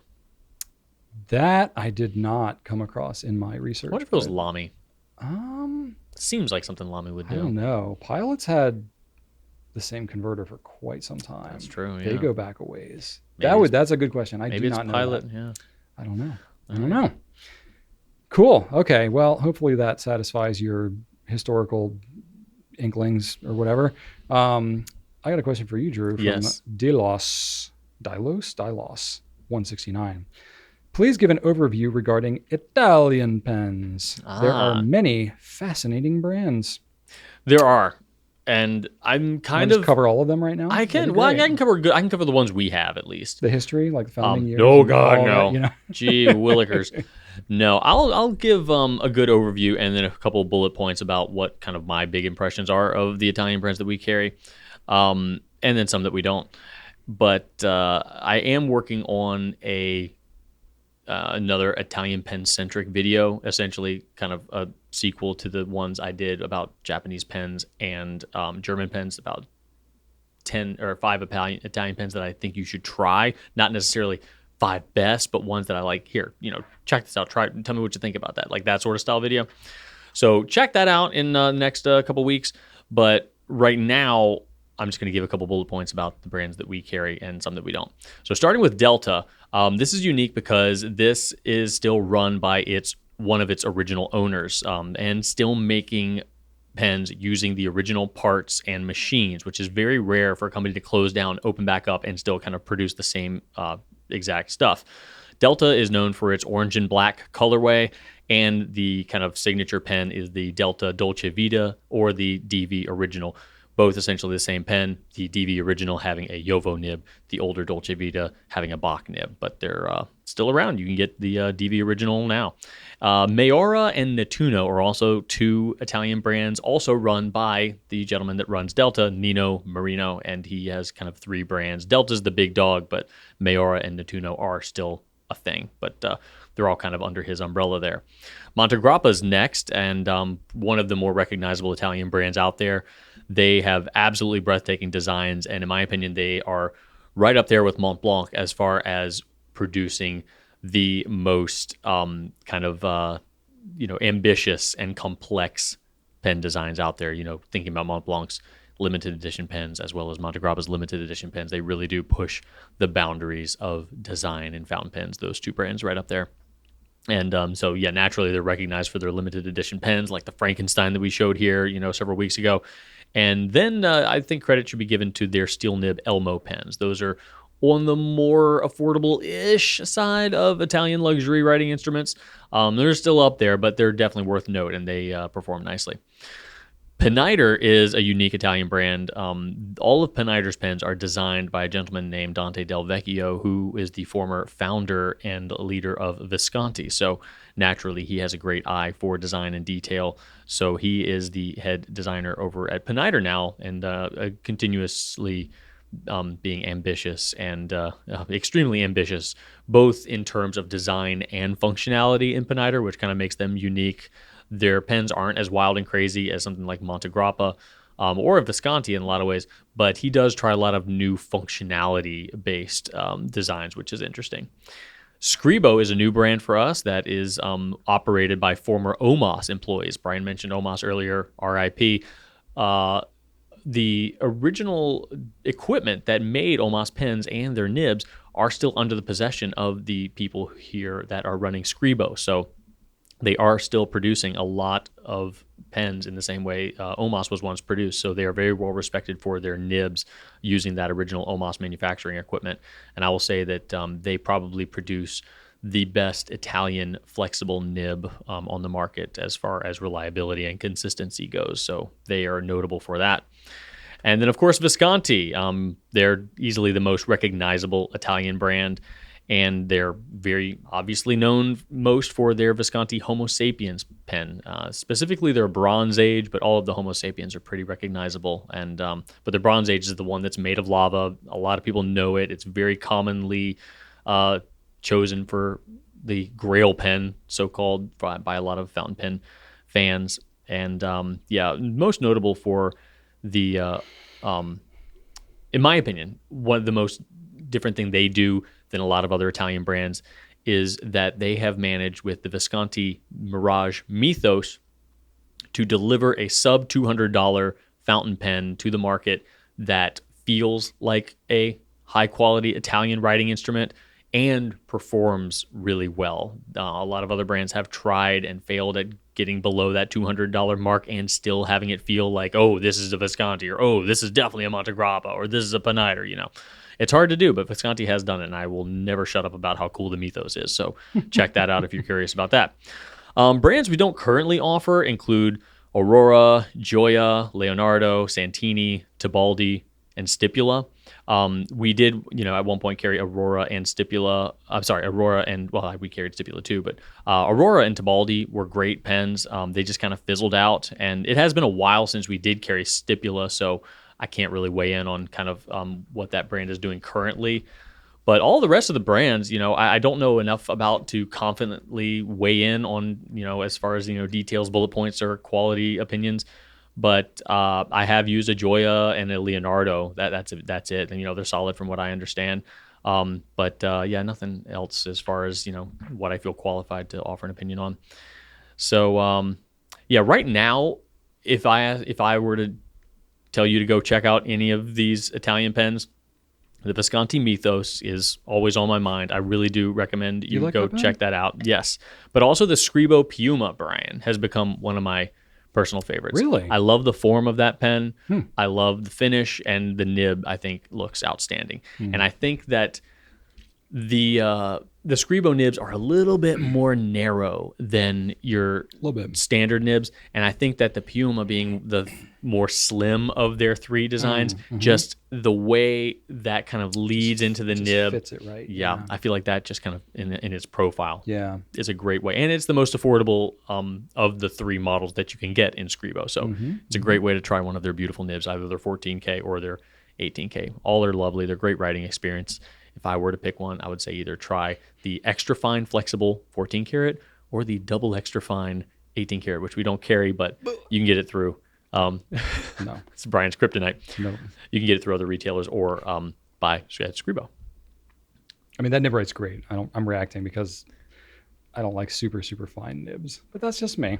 Yeah, Drew likes them. Italian pens. There you go. Yeah.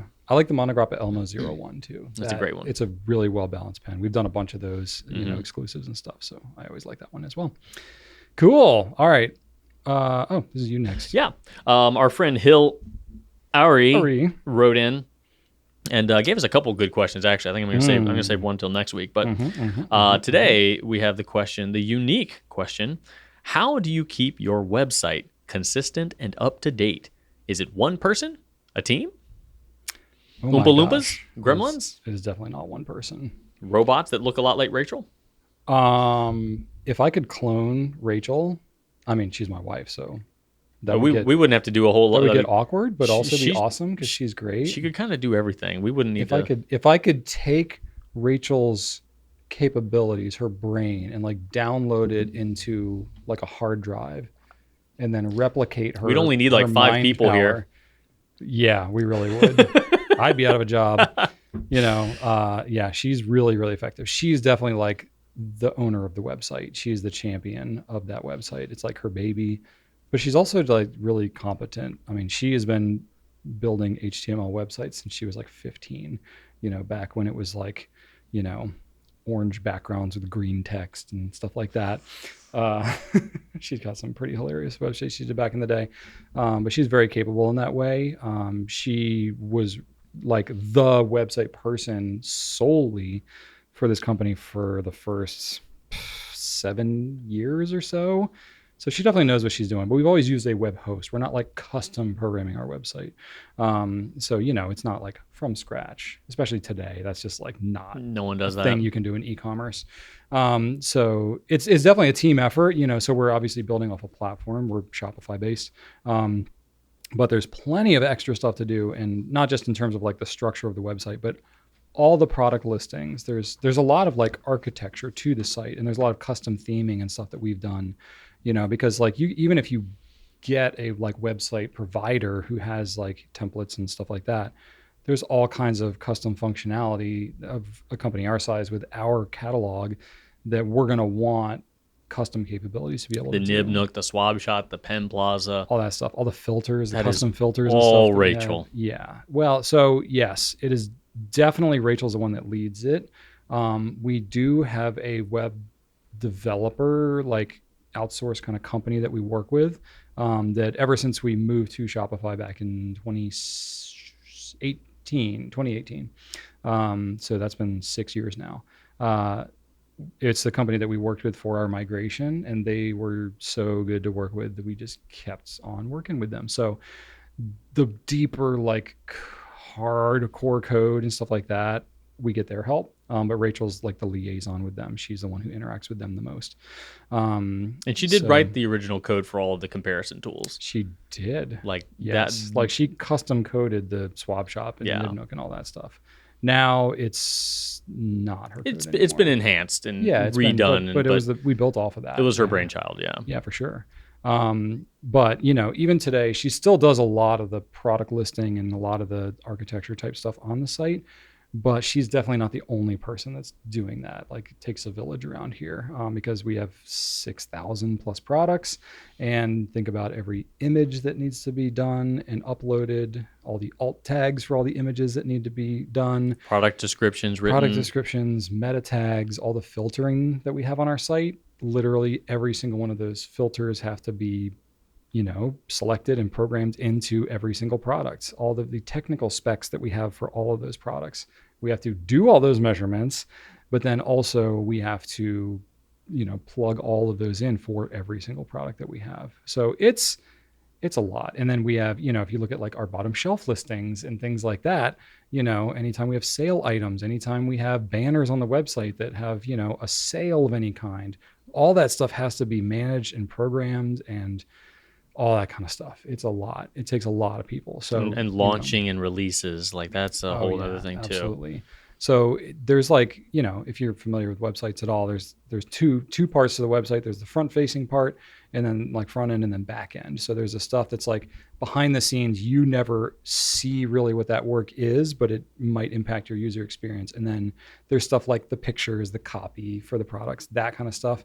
That's the very front facing stuff. So we definitely have more help on our team for a lot of the front-facing stuff. And she trusts Brian and I to do all the back-end website work that she doesn't have time to do because we're very, very good at it. We have steel trap memories. We're super good. Very process-driven, the two of us. Yeah, yeah, absolutely. Yeah. Like if you know us at all, we're operational-minded first. It's like no emotions, just straight technical. That's how we roll. Yes. No, not at all. Drew and I do very little on the website. But yeah, I mean, we know enough to appreciate all the work that everybody else does. Yes. Like we know where things need to go, but we don't do the things because there are more capable people to do them. And most of our team would not want to sit here in front of a camera and talk for 2.5 hours. So we're in the right seat on the bus. But yeah, it's definitely a whole team effort. Rachel does a lot on the website. Margaret, she's our product coordinator. She does a lot of talking to our various vendors and launch dates and all that type of stuff. She's doing a lot of stuff She like covers Rachel for a lot of things too. And just so y'all know, and, the fountain pen, like you should know, the fountain pen industry is a small industry. yeah. It is a small industry run mostly, in the U.S. by small businesses and small distributors and relatively small companies producing these pens. You've got a couple big dogs. You've got your Pilot and your Lamy, but for the most part, take a company like Visconti. I just mentioned they're the biggest Italian company, right? They're small. They're small. They're small. We're Well, talking. I don't think they're the big. Well, they're the most most well known. Montegrappa's probably Montegrappa is the biggest. But even, I don't know. they're probably bigger than. Aurora's kind of up there too. But even still, you're talking like even still like 50, 60 people. Yeah. Those are the big dogs. Those are still considered small businesses. Yeah. So the amount of coordination that needs to happen to work with, like Margaret being the product coordinator, she helps talk to the folks about when stuff's coming in, when it needs to get up on the website, when we can launch, how like shipping delays, and when they would like for us to launch, and it is such a challenge to coordinate all this. So much information that flows. And nothing's a well-oiled machine. We do the best we can with what we have, but everybody's trying to improve. We're like a well-oiled Rube Goldberg machine is what we are. Yeah. There's a lot of complicated stuff that has to happen, but some of that's because we're just in a kind of wacky, eccentric industry as well. And everybody is different. Every retailer, every distributor, sends stuff in different ways. Every manufacturer sends stuff in different ways to the distributor, to us, and thus, Margaret and Rachel and anybody having to deal with the addition and launch of products on the website has to have a different set of expectations and rules to get in and sell Diamine versus get in and sell, Montegrappa versus all of it. It's a lot. It's a lot. Yeah. I got a few other people I just want to shout out on our team. So Margaret's definitely a big one. A lot of our customer care team is helping keep parts up to date. Like they're the ones interacting with the front end of the website a lot on customers' behalf. So they're constantly making grammatical updates. They're helping with bottom shelf listings. They're helping certainly keep an eye on images and stuff like that. And there'll be all kinds of random stuff that they'll help with. Glenn, our photographer, is obviously doing a lot for the visual aspects. He's not programming stuff on the back end for the website, but he certainly is taking all the pictures and uploads a lot of them, does alt tags and stuff. He's the one that does the Pen Plaza, Nibnook, Swab Shop, at least helping create those assets. But even that's a group effort. I mean, a lot of times you're swabbing the ink that Glenn then photographs, and then, Rachel's got a program into the swab shop. So it's that's a team effort right there, just to literally do one thing. And the one of the owners of the company, the CEO, in fact, despite having other more businessy things to attend to, since he's been doing the writing of every single new nib that we've ever had with the same hand and the same ink, he continues to do that. Yep. Week in, week out. Did it yesterday for the Grance. So every single writing sample that we have on our Nibnook is done by Brian. Done by my hand. And so it's a lot to keep up with. And some weeks he's doing very much CEO stuff. Yeah. But yet squeeze it in on my lunch break. But the Nibnook is still there. It's there. And it still demands his attention, and he still gives it. I do like the Nibnook. I'm gonna have to pry that from my cold dead hands. But it's also a bit of a. It's also a bit of a. It's a chore. It can be a stick in the spokes every now and then. It can, but that's okay. Keeps me humble. Obviously me, you, Janaea, doing a lot of video stuff too. I was thinking that is the one thing that you will do more on the website is uploading videos to product pages after we do. Yeah, I'll do that, and I'll make some. Like I did the product description for the next retro we're going to be coming out with. Okay, yeah, there you go. Yeah, product descriptions. That's one that we certain ones. Normally, this one required a little bit more colorful wording, so Margaret asked me to jump in on that one. Fair enough. Our inventory team is doing a lot that involves several people. Crystal takes she does a lot of the technical specs and measurements. And measures stuff like that. Everything. Oh my gosh, she measures so much. Joe, he's doing a lot with purchase orders and inventory management stuff, but he's got a lot that he's kind of poking around on the back end as well. So, I mean, it's easily a dozen of us that are basically like touching the website daily. Yeah. That keeps it as up to date as it is, with Rachel really being the one who is like the biggest impact on what that looks like. Yeah, So we all just kind of keep an eye out. If we see something misspelled or something that could give a customer the wrong impression, we do our best to make it absolutely clear. We pride ourselves a ton about representing color accurately. Yeah. Like if something is visible on the pen and it's not on the photos, we're like, hey, this needs to be shown. People need to know that this is there on the pen. Yeah. Let's make sure this gets there. And we talked to Glenn, we're like, we need to make sure that it's photographed in such a way that it accurately represents like what it's going to look like in real life. We don't try to make it look better than it is. Yeah. Just as good as it is. So it's a lot of work, but our team works really hard to make it a great site. We're super proud of it. We've been on like the Newsweek, top websites thing for like several years in a row now for the arts and crafts category. And Rachel is always looking to improve it. Always. Yeah. Like nothing could. It's an ever evolving thing. Like you're literally never done building a website. Or you shouldn't be. You shouldn't be. You shouldn't be. Not if you're trying to like actively be in business, Yeah. And she's such a just, intense problem solver too. Like if something goes wrong, she attacks it like a whirlwind. A whirlwind, that's right. That's right. Like a honey badger. Yes. She's on it. She is. Yep. That's why she married me, because it's just an endless pit of problems to solve. Provide her with what she needs. That's right. She's she's made. What a guy. Made for me. What can I say? All right, cool. Well, that's it for Q&A this week. We want more questions, so please leave more in the comments. You can email us at pencast@gouletpens.com as well, and we will keep it going. And you can always go and stop us. Sorry. No, you can't stop us. You can always go to the community page of YouTube as well. Oh, yeah. And look for a previously posted Ask Us questions. Just because I haven't posted a new one recently does not mean that I don't look at the old ones. I definitely do. And I sort by new. So if you want to drop in a question there, you certainly can do that. Yeah, on the back end of YouTube, we can see comments in the order that they came in. So whatever video or whatever that was posted on, we can sort it on the back end. But maybe I'll post a new one anyway. It's been a while. Yeah, wouldn't hurt. Cool. All right. We don't have a pen spotlight this week, but we do have another Put a Finger Down, which we started last week, thanks to Janaea. And she's got another follow-up on this week. So without further ado, here's Janaea again. Welcome back to one of my favorite games, Put a Finger Down, Fountain Pen Edition. Okay, so I looked through some of the comments of last week's game, and I have to say, I'm shocked. A few of you guys had all 5 fingers up, and I love to see it. So kudos and applause to you guys. But today, I promise you, I'm going to try my hardest to get you guys out. And I'm really confident this time, because I have 5 statements that are really hard to keep your fingers up. Okay, so let's dive into these rules. If you don't remember, here's how it works. I'm going to say 5 statements, and you're going to have 5 fingers. If one of those statements applies to you, you're going to put a finger down.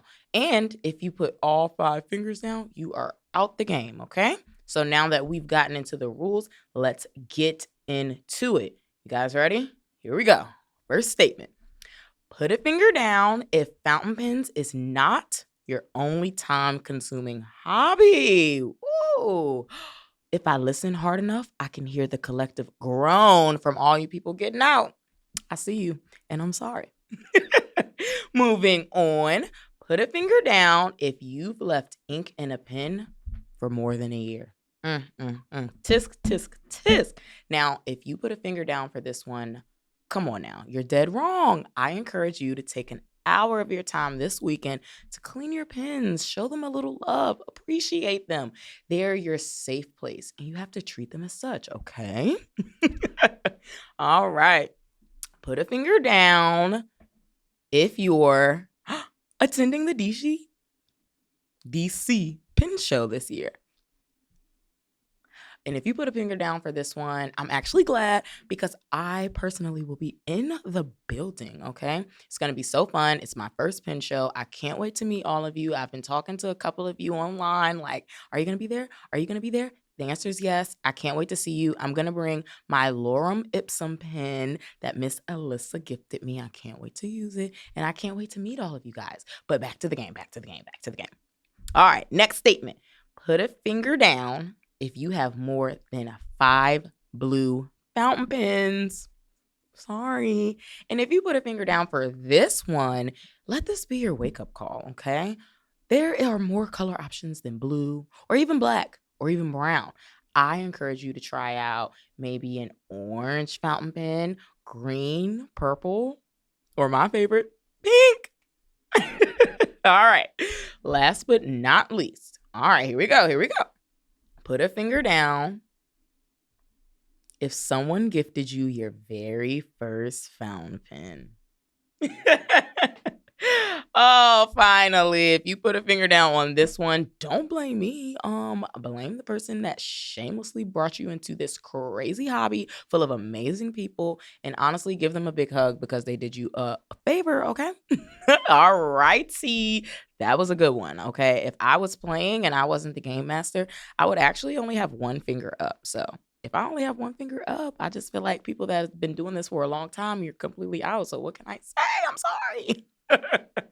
Thank you guys so much for playing with me. And again, if you put your finger down on leaving ink in your pen for more than a year, please make sure you take that hour to clean your pen out. Show them some love, okay? And with that being said, happy writing and happy cleaning.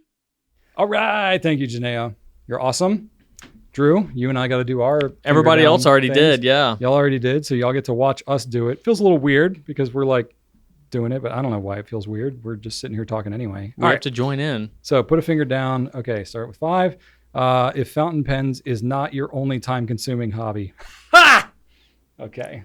Does anybody have... If anybody has more Come time-consuming on. hobbies than You can't me, tell me fountain pens are your only hobby. I'm like, no one will have all 5 fingers up just because of that one right there. I was like, come on, Janae. There's no way. All right, put a finger down if you've left ink in a pen more than a year.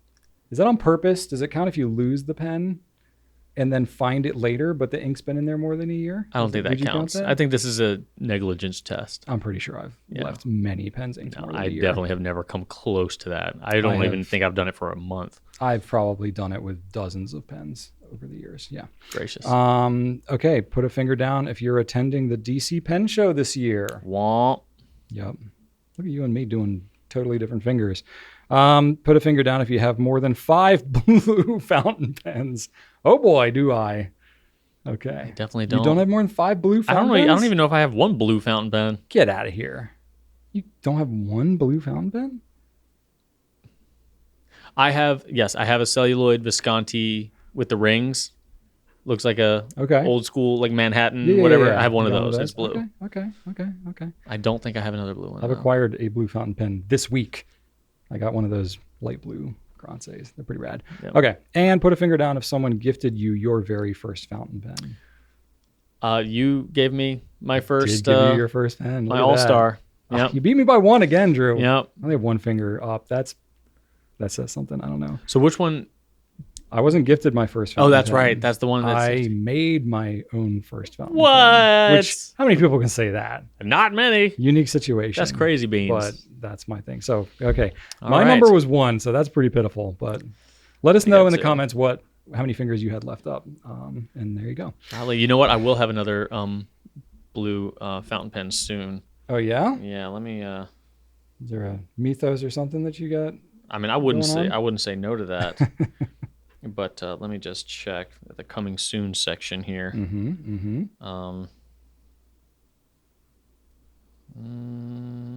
got one on your mind? You get I do, but I can't talk about it yet. Oh. Yeah. I was just checking to see if I could talk about it. Now, wait a minute, Drew. What about Retro 51s? Because we've done several blue sweater pens. Oh. Sure, I guess you could. Well, it says more than 5 blue fountain pens. No, I don't have a blue fountain pen. You don't have. You got a sweat. You don't. You have the. Oh, okay, Montana. Yep. Yeah. Okay, that's 2. Okay. 2 blue ones. Okay. Yeah. I forgot that was a fountain pen. Yeah. Because I never got the roller ball. Yep. Yeah, that wasn't ours. Nope. Okay. Cool. Anyway, let's talk about what's happening. All right, Drew. What's going on in your world? Let's see. Since last we spoke, I did go over my grandmother's house on Friday for my brother Chad's birthday. Young man turned 38. Whippersnapper. Right. Yeah, wow. I remember when a 3 was in front of my age, too. So we had his favorite, manicotti. And then... manicotti? Yeah, that's what he always gets. Is that pasta? That's a pasta, right? Yeah, it's the tube filled with cheese. Oh, like really big tubes, right? Yeah. Okay. Yeah. Interesting. So yeah, and I got him a folding knife. I talked to Brian K about what knife to best get him. He's our knife guy. I wanted to get him something that was not D2 steel, like the tool steel. I wanted to get just like anything but like the lowest steel. So Brian helped me kind of figure out something that had decent steel. Boy, when I look at a knife site, it makes me think like, wow, fountain pens are not that complicated. Yes. Knives go real deep, real fast. Real deep. It's crazy. I got him. I forget what the brand was. It was like CKRB or CRKB, something like that. Anyway, it was a micarta handle, like a nice olive green micarta handle, really lightweight with a nice black reverse tanto blade. Looked really sleek. He loves it, so he's really excited about that. Cool. And he's not like the type of guy that you need to surprise. I was like, hey, do you want a knife for your birthday? He's like, I would love a knife for my birthday. I was like, okay, cool. I'm getting you a knife. You can surprise him with a type of knife. Yeah. He don't care. He's the type of person like you'd rather get him a good gift than surprise, like because he's not going to give you a good reaction anyway. He's not like a wee, Well, it's like how you and I are. It's like our interests are so specific. Yeah. It's like, don't surprise me. Yeah, I'm like, the type of person that like I'm gonna get excited and like get all yippee skippy when I get something fun, but he's gonna be like, "This is good. I will use this every day," and I'm like, "Excellent. That's the best reaction." That's the best type of gift, right? I got him. Last time I got him a gift, I got him a fan, just a portable fan that has like it's a rechargeable portable fan with an extendable thing. He lives with that thing. Like if that thing died, he would die. Like he takes it everywhere. So I'm like that's the greatest thing. Like he was not over the moon when I bought it for him. He was like, This is great. That is one power tool I don't have, but I've looked at them and I was like, would I really use that? A fan? Yeah. Oh no, it's not a power tool. It's just like I've seen them for like Ryobi or Milwaukee. No. This is just like a house fan. It's just it's on a base. I think it's got a light on it maybe. Oh, okay. And it folds up. It's like a little travel fan. Oh, interesting. Okay. But yeah, he's always hot, so it's great for him. I am also always hot.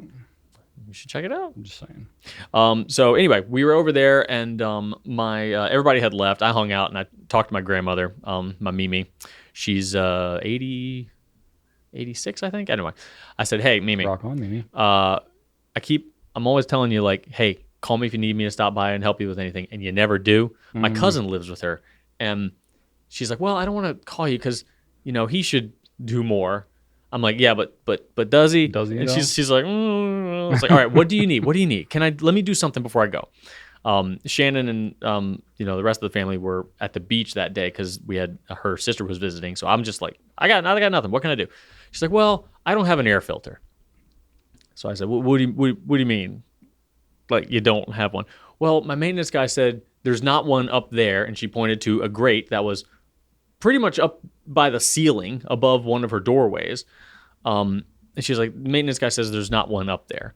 And I looked up, I'm like, yeah, there shouldn't be one up there because it's above a doorway. And this is a handicap accessible condominium unit.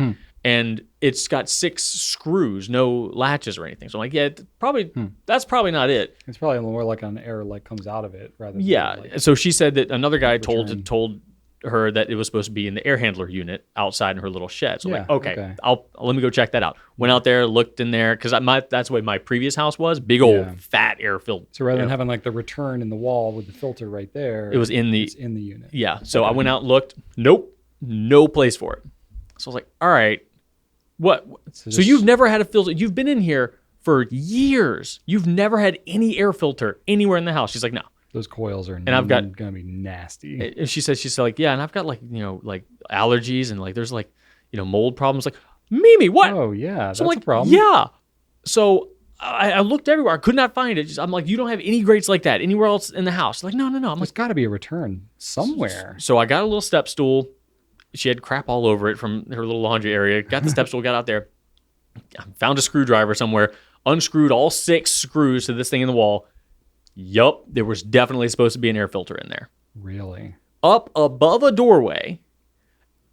Like, it was disgusting. Oh, boy. I took the grate all the way down. She took it, like, into her shower and, like, tried to hose it off. It was horrible. Oh, gosh. So, luckily, we actually found an air filter in the back of one of her closets from, like, the previous resident, I guess. Okay. It went in there just fine. But why in the world would they put a grate screwed hard into the drywall above a doorway? That's pretty weird. So I need to go now find a grate with some latches on it. Right. I can get one for like I checked on Home Yeah. Depot. They're like $60 or whatever. Yeah. So I need to So you can pull that down. not have to unscrew it every Right. time. I mean, it's gonna like fall on your head every time you open it up. But like, why would they put that up there above a doorway? I don't know. Nonsense. That's weird. So I don't know. I think that the condo people should check. I should handle the actual air handler unit. Yeah, because I was gonna say, like, if there's been no filter for years, those ducts are gonna be so nasty. Oh yeah. And need to be cleaned probably, and Yeah. the coils on that system are gonna be. I have gross. no It's idea. probably I mean, very inefficient too. That's nothing I can access. But Yeah. yeah. The pro would need to. So do yeah, that, I was super like Wow. irritated at that. Like, Well, good thing you asked, Drew. I Look know. at Well, I had you. to make her. She's like super independent and Yeah. like Well, never looks wants like- to inconvenience anybody. Well, she's inconveniencing herself. I know. Tell you. So Sounds you know. like you need to get more up in her business. yeah. She's great though. She is very capable as well. Yeah. I also asked her about some sewing advice because she was a professional seamstress for most of my life. She actually okay. made Shannon's wedding dress too. It was her last Wow. dress. She came out of retirement for it. Wow. So I had to ask her for some sewing material, sewing advice because I'm working on Archer's the flight suit for his Mandalorian costume. Yep. Now he wants to be just a Mandalorian, not the Mandalorian. He wants to customize his own. Yeah. But to make the navy blue coveralls look more like a Mandalorian flight suit, I'm having to do some edits. Oh yeah. So it needs to look like it's got a short sleeve Okay. with another sleeve coming out of it. Okay. So I think if I was a cosplayer, I would actually like cut it, stuff it up in there and re-sew it or have multiple layers. But I'm trying to do this a little bit easier. So what I did was just kind of folded it in on itself to give it the illusion of a cuff. Right. And I wanted to just sew it and have some like bright white thread to make, more stitching lines to just make it look more quality. Yeah. And she tells me like, well, just fold it and then iron it where you want the fold to be and just hand stitch it across the iron line. I'm like, maybe you could do that. Like, I'm not like, I've sewed patches. All my stuff's all crooked. Like it gets the job done, but I need the thread to be the same color as the thing. Like this is going to be white against navy blue. It's going to look like crap. Yeah. You don't want to highlight your hand stitching here. So, but and then I asked Crystal, who also sews a lot, and she's like, "Oh, you probably should just hand stitch that." I'm like, "Ah!" You're like, So y'all are. Is there something we don't know about hand stitching? well, she also said like, "Oh, just you'll need to unsew the sleeve so you can open it up." I'm like, "I'm not doing that either."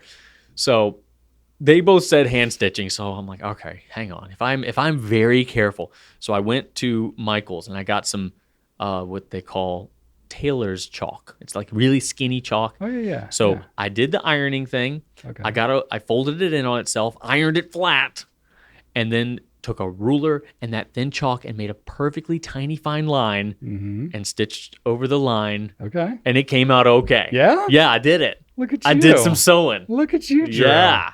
So I just Wow. did the one cuff, but I just did it last night. It only took me one evening. So I'm like, okay. And that was the actual sewing. Anything else is going to be like just kind of decorative stitches. Yeah.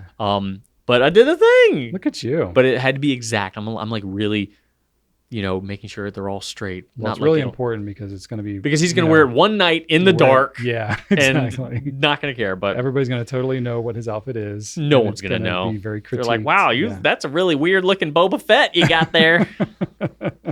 Because he wants a flashlight on his head. He wants removable parts for his gauntlet that he can magnetically attach to his belt. And, Oh man, that sounds like a lot of work. that's fine. I'll do it.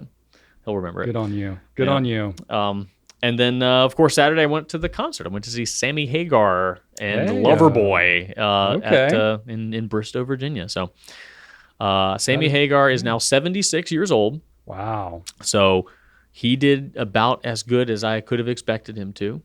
So me and my brothers are big Van Halen fans. We always have been. So this was kind of like let's do this for the teenage versions of ourselves because we never really thought we'd get to see Sammy Hagar live. My brother Zach is especially he knew every single song within 5 seconds of them starting it. Wow. So it was cool. The drive kind of sucked, but we got up there just enough time to stop by this like halal restaurant and got a smash burger, and it was freaking fantastic. I didn't expect it because we were just trying to get something quick before the show, and maybe I just really wanted a burger. I don't know, but it was amazing.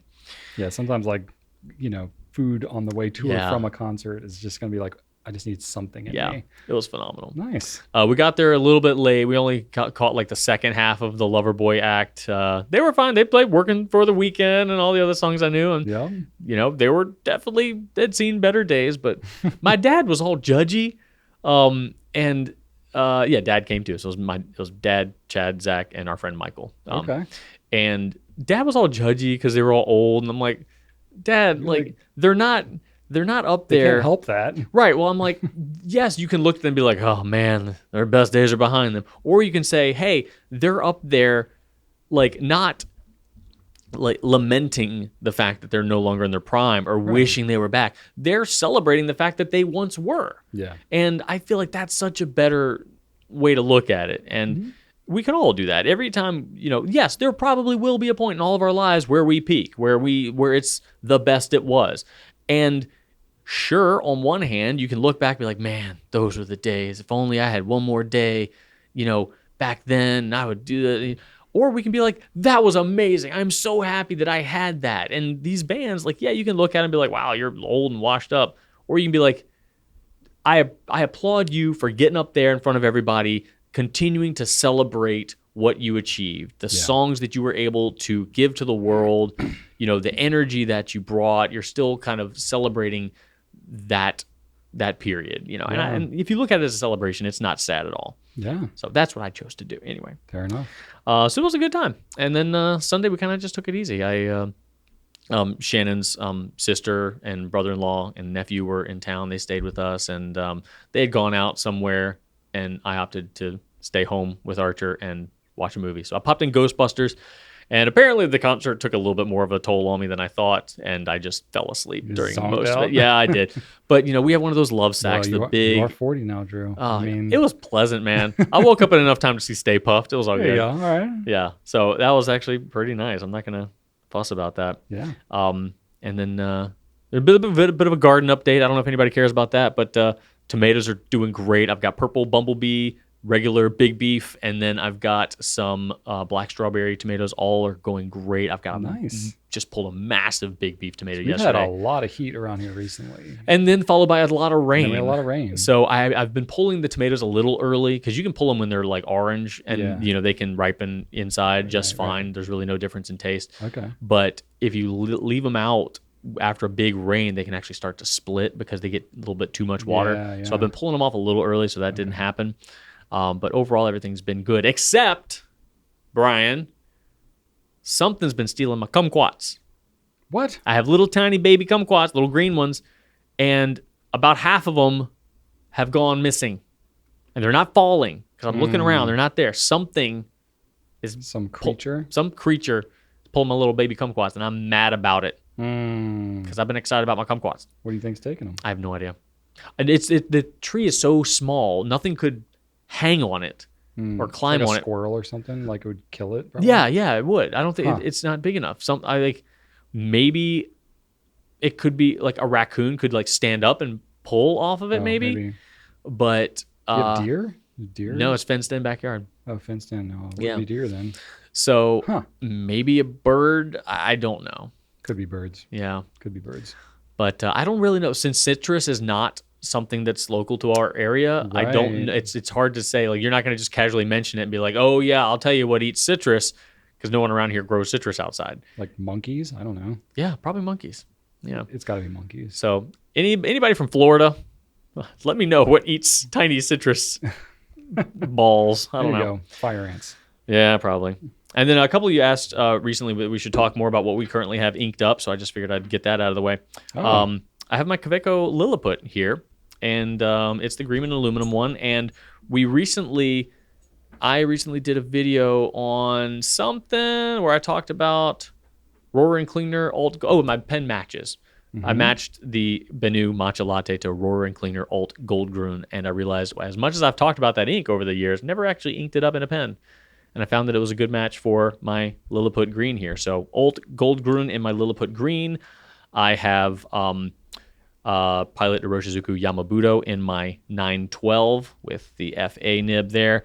And then for the first time, I used Robert Oster Bondi Blue in my white Pilot Stargazer. And that is a nice blue, Brian. I normally don't go for blues. but I had it already in my office because I was thinking about matching it to something for a video, so it was already there. It's like, all right, cool. Let me try Bondi Blue. It's lovely. Cool. Yeah, it's a lovely ink. Nice. Yeah. Oh, yeah. I mean, Robert also has a ton of lovely blues, but Oh yeah. I haven't used that ink in a very long time. yeah. It didn't dethrone my blue water. Oh, of ice. course not. Of course not. Yeah, but it is a really nice blue. So yeah, those are my 3 pens right now. That's Awesome. what I got inked up. Very and that's cool. it for my what's happening. Very cool. You made me think about what I have inked up right now. What you got? It's definitely more than 3 pens. I do have my custom Urushi, which has like just become like I have this inked up all the time. I've got this with Konpeki in it. Mm-hmm. And then I have a Pelikan M800 Blue Ocean. That's a beautiful pen. Or Ocean Blue, I think it's called. What ink is in this? Is it matchy?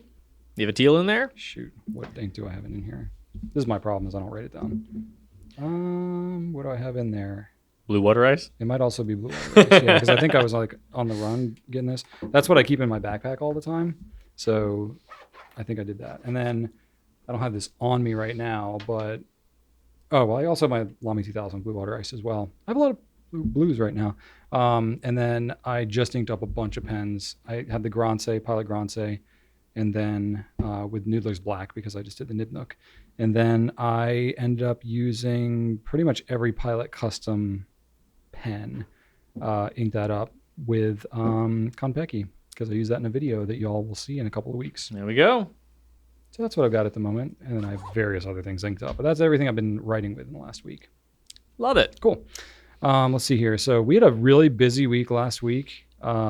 We had Rachel's sister and her 2 kids and then her parents come and stay with us for Monday through Friday. So that was The whole week. busy. Yeah. Oh Yeah. man, I remember.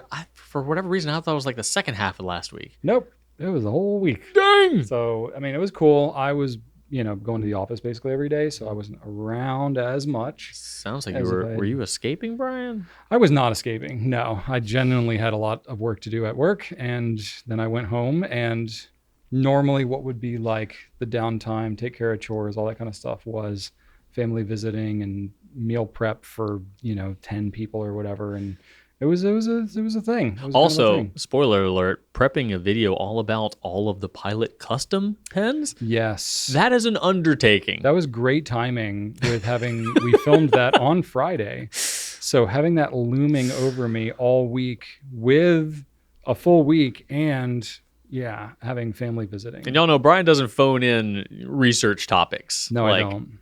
I do not. This was it's a heavy lift. It was, but it turned out really good, the video. And I had other videos planned that I was going to also record. And We're not going to worry about that. We're not going to worry about that. They'll come eventually. But yeah, so great time had by all. Definitely made some good memories. Played some new board games because her sister brought some board games. And so one of them was one that I'd seen at Target, and I thought of Rachel's sister because she was a professional photographer and has like a video editing degree and stuff like that. So like color is a big thing. Kind of like when you talk to Glenn, it's like thinks about color all the time. It's a game called Hues and Cues. So it's basically like you have this huge color grid of all these different squares and kind of like a matrix. And you are given words on a card. Or no, you're not given words, sorry. You're given a card that has a couple of the squares on the card. You get to pick one of the squares and you have to say one word to describe that color. And then everybody else has to try to guess exactly what square. But it's like a gradient, right? Mm-hmm. So it's really hard to be exact. So then everybody puts their little peg down. And then for the second round, you say 2 words to describe it further. Okay. And that's all you get. And you have to try to put your little piece. So everybody ends up putting 2 pieces down. And then you have this like little box that you put around the thing, like around the square that you chose. And then depending how close everybody is and stuff, that's your scoring system. Oh. And whoever the person is that's describing it, you get points based off how many of the pegs end up close to your thing. So kind of like it's hard to explain, but it's a relatively simple game. like horseshoes and GeoGuessr. I've never played those, but let's say sure. GeoGuessr is it's an online game. You'd probably have fun with it, where it shows you a Google Street View of somewhere in the world. Okay. And you can just click and drag and hope for like a street sign or something like that, and then you put a pin on the world map. Oh my gosh. And depending on how close you are, is how many points you get. Wow. It's actually a lot of fun. Some people online are just godly at it. It's I think I've freakish. heard of this. Yeah. We used to do that in customer care whenever I need them to like pick a restaurant to eat at for like a team building activity or something like that. Whoever's the closest. Yeah, whoever's That's closest. clever. Because it's pretty, everybody has a pretty even experience as far as that goes. Yeah, I've done an online thing. It's free. It's called Global, Globle.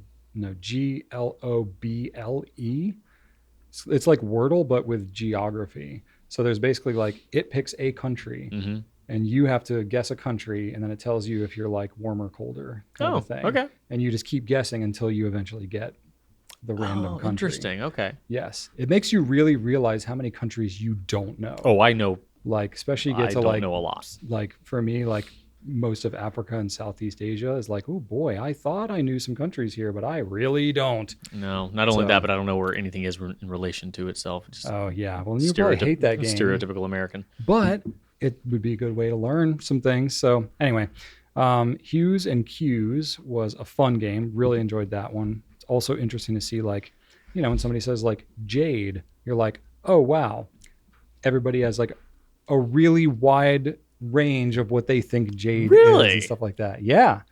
Any gemstone is really tough because gemstones can vary a lot. Yeah. So, that was interesting to see. And then other things, it was like super spot on. So that was really fun. And then there's another board game called Wavelength.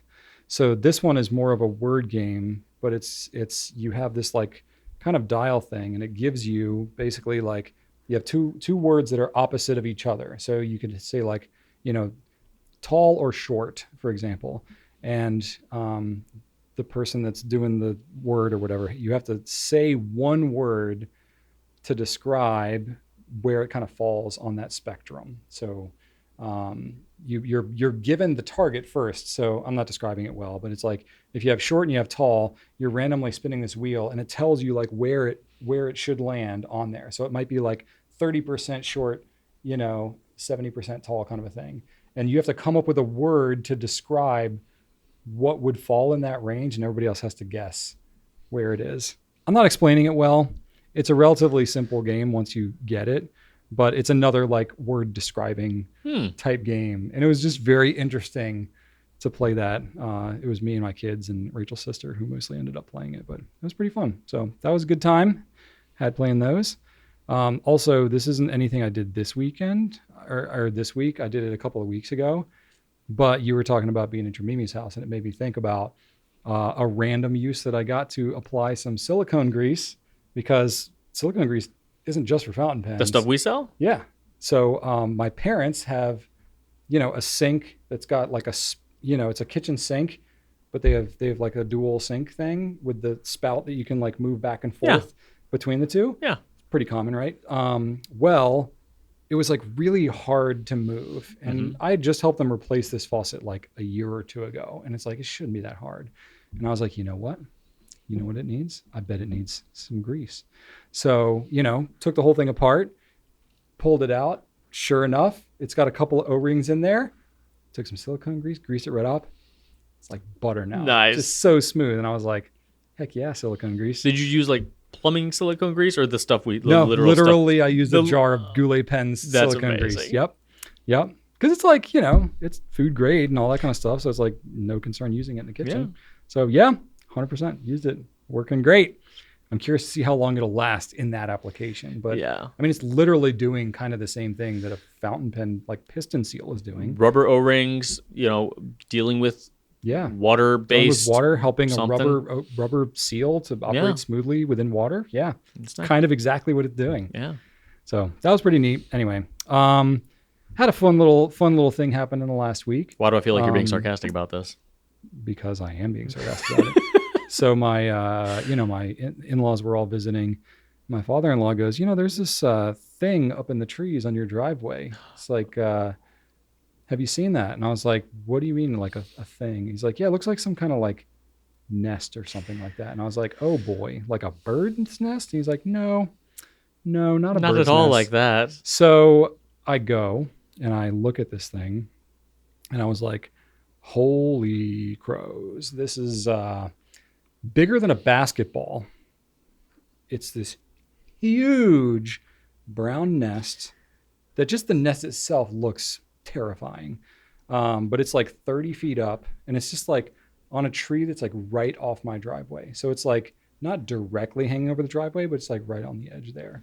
And so I took pictures of it, did a little research. Sure enough, y'all know how much I love anything in the wasp family. The yellow jackets, you know, I've had some battles with them. Well, it turns out these were bald-faced wasps. Or bald, is that what they're called? Bald. That sounds familiar. No, hornets. Bald-faced hornets, I think it is, right? Oh, Is that God. right? Bald-faced. It's a hornet's nest. Bald-faced hornets. Yes, it's a hornet's nest. And I was like, well, that looks kind of terrifying, but, you know, let me see. Because it's like way out there. It's like I can't really access it. Time to And get the no way- flamethrower out. I mean, no way am I just going to like throw something at it, try to get it down. I was like, that sounds like a, you know, No, that stuff. Appalachian No, emergency room those things are like situation. wrapped around the branches. Like they yeah. build don't- them around a heavy branch. Like you can take the branch down, it'll still be attached to it. Yeah, I would have to imagine so because it's Yeah. got to be pretty heavy in there. Yeah. But this, it's not on a tree that's like very robust. It seems like it's on a branch that's not like Really? terribly strong. Oh, And we've had some pretty gnarly storms and stuff recently. And I'm like, yes. you know, if that thing falls on my driveway, Mm, they're not going to be happy about No, that. So I they're was doing not. some research, you know, I was like able to see based on what the nest looks like. I was like, okay, I think they're bald-faced hornets, and, you know, was able to confirm that they were. You know, it turns out that one nest will have 100 to 700 worker hornets in there, and they're extremely territorial, very aggressive, like even more so than yellow jackets. And I was like, oh, that's fun.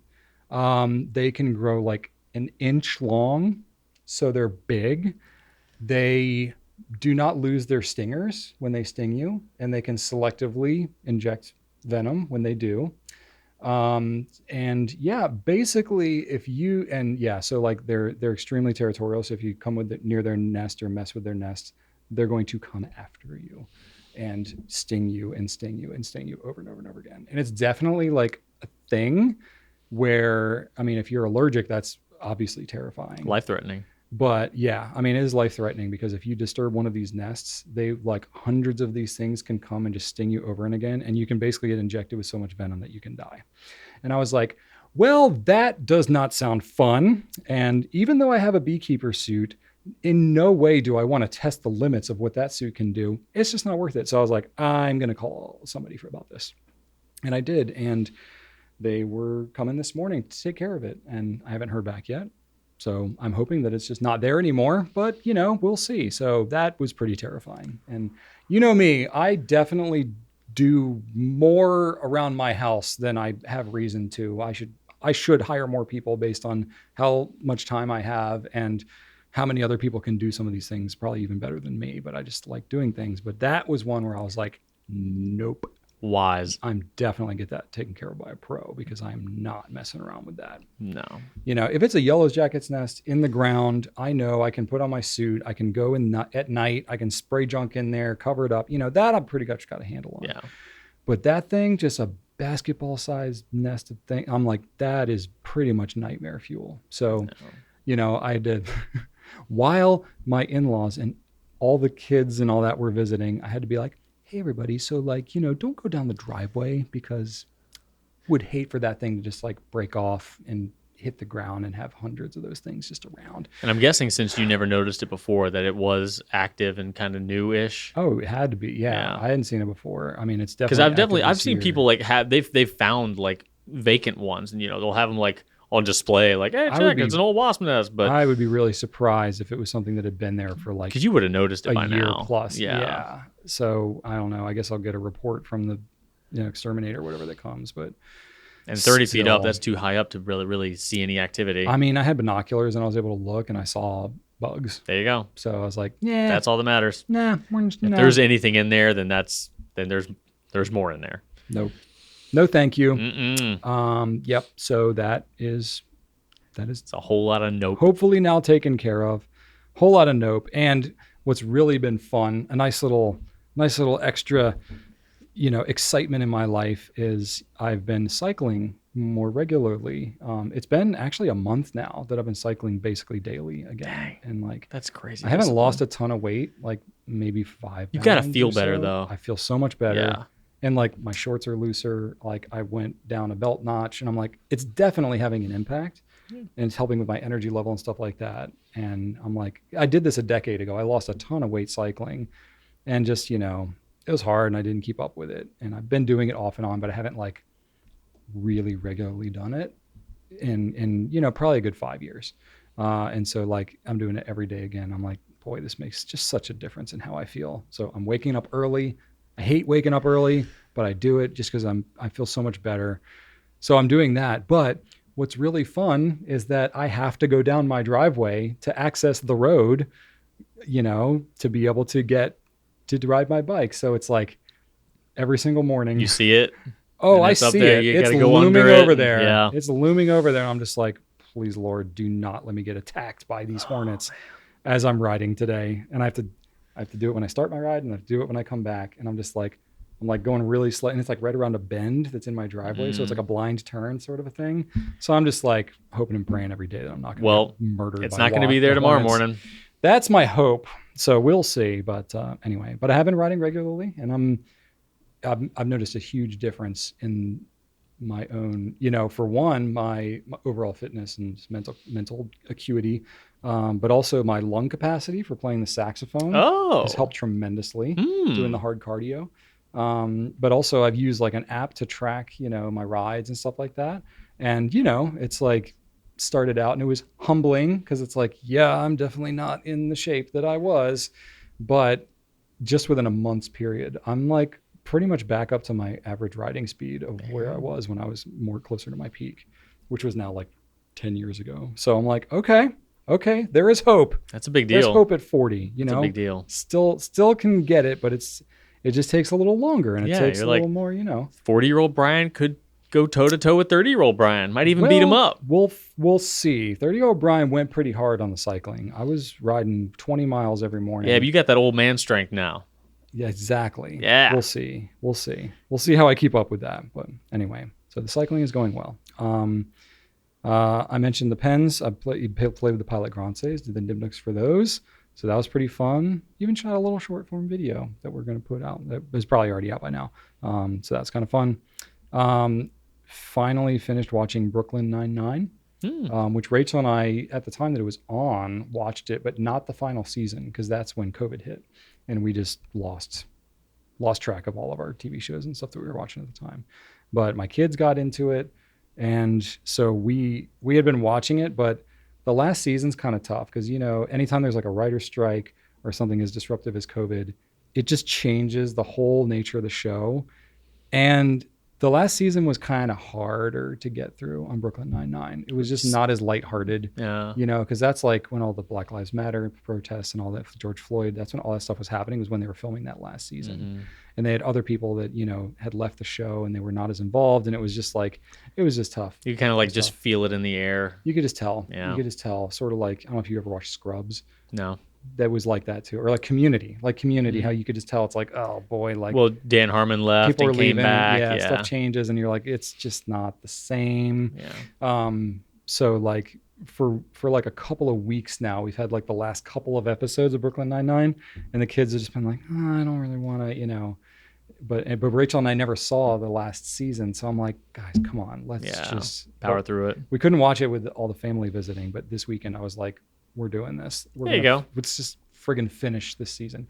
And it finished okay. They were able to wrap it all up. Thankfully, it wasn't one of these like it was canceled without being planned and they had all these loose ends. They tied everything up and it was like, okay, they did pretty good. That's better than they did. Nice conclusion. Worse. Yeah, nice conclusion to it. We kind of did that with just recently, last night, in fact, with Invincible season 2. So it's an animated Amazon show based off of a comic, my favorite comic book ever. Okay. And the second season is just kind of like, it's fine. I'm like, well, I could just be reading the comic and it would be better. So we just kind of stopped, and because House of the Dragon is on right now on HBO, kind of the Game of Thrones prequel, Right. and we're just really feverishly waiting for those week by week. Yeah. So I told Shannon, because she mentioned rewatching Game of Thrones again, and she never wants to rewatch things. I'm always the one like, hey, let's watch this again. She's like, she's not a big rewatcher. Except The Office. Oh, that's just constant. She'll It's rewatch just like, the heck just out like of that. white noise. Yeah. Yep. But I said, hey, if you want to stop Invincible and just kind of rewatch Game of Thrones, I'd be okay with that. 'Cause normally I'm not one to stop something midway. Yeah. But this, I'm like, I know what's going to happen Yeah. because I've read all the comics. So we started Game of Thrones again All right. for like the 4th time. I don't know. It's weird because a lot of like when the show was new and ongoing, we rewatched a couple seasons before the new season started. Right. So we rewatched a bunch of it, Yeah. but never the entire season all in one go. Okay. So Nice. we'll see how long this keeps up. But yeah. Yeah. I think we're planning, because now it's like, okay, my kids are getting into rewatchable stuff that we genuinely enjoy. Like Rachel and I would watch this on our own without the kids. Yeah. But they're like getting closer to 13 and 15 now. And I'm like, okay. That's crazy. Like even if there's some language or some whatever, we Yeah. can talk through it, and they're definitely hearing worse stuff at school. Absolutely. So, it's like, okay, cool. I'm looking forward to that. Oh, it's fun. Yeah. It's a lot of fun, let me tell you. But I think we're going to start Parks and Recreation next. Oh. It's like, the kids would love this. And they've seen Chris Pratt in like so many different movies now, Lego Movie and Mario and all the things. Yeah. Garfield, we haven't seen that yet, but anyway, so that I'm looking forward to. You'll have to give We us just updates on got that. power through season 1. They're not going to be fully invested, but it's like, nah, stick with it. Trust me. But there's a lot of good stuff. The first time I watched it through, season 1 was like, but then it was like the rest of it was solid gold. Yeah, I rewatched it and I was like, no, there's good stuff in season 1. I will. for sure. There is. I used to think that it didn't get good until Brandanowitz left, but that's not true. No, there's a lot of good stuff. Yeah. there. I mean, one of my favorite. I'd say like episodes- halfway through season 1. One of my favorite episodes is in season 1. The wood shop episode. Yes. Yeah. Yes. Absolutely. Yeah, I know. I love that one. So good. But Yep. I'm really excited to rewatch that, especially with the kids. They're gonna freaking love it. And then I wrote in my notes, surprise birthday party. So this is not the surprise birthday party you're probably thinking of. We just had one of these parenting moments that I'm sure people have had. So it was not a planned surprise party. It was a birthday party for one of our kids' friends that we had known about and committed to, but totally forgot about. Oh, yes. The only reason we found out that it happened is because, we were looking to go out to like the mall or something. That's like Ellie's new thing. She wants to go to the mall. I'm like, we didn't push this. This is just like you're becoming like a teenager. She literally just wants to go to the mall. And I'm like, To meet with friends? no. I mean, she'll go with friends. Yeah, she wants to try to coordinate. Oh. But she just likes to go to the mall. I don't know if it's like a whatever, exploring her independence. I don't know what it is, but she likes the mall. Sure. So we're going to the mall. But she was reaching out to one of her friends who was the sibling of said birthday person. And she reached out and was like, hey, do you want to, are you doing anything today? Do you want to get together? And she was like, well, we have the birthday party. Like my sister's birthday party is today.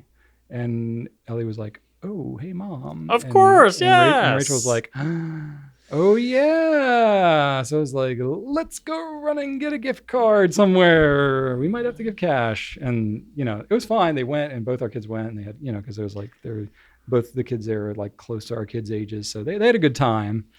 But it was definitely like an unplanned thing. It was like we were planning our day, and it was like, oh yeah, okay, this is a thing that has to happen.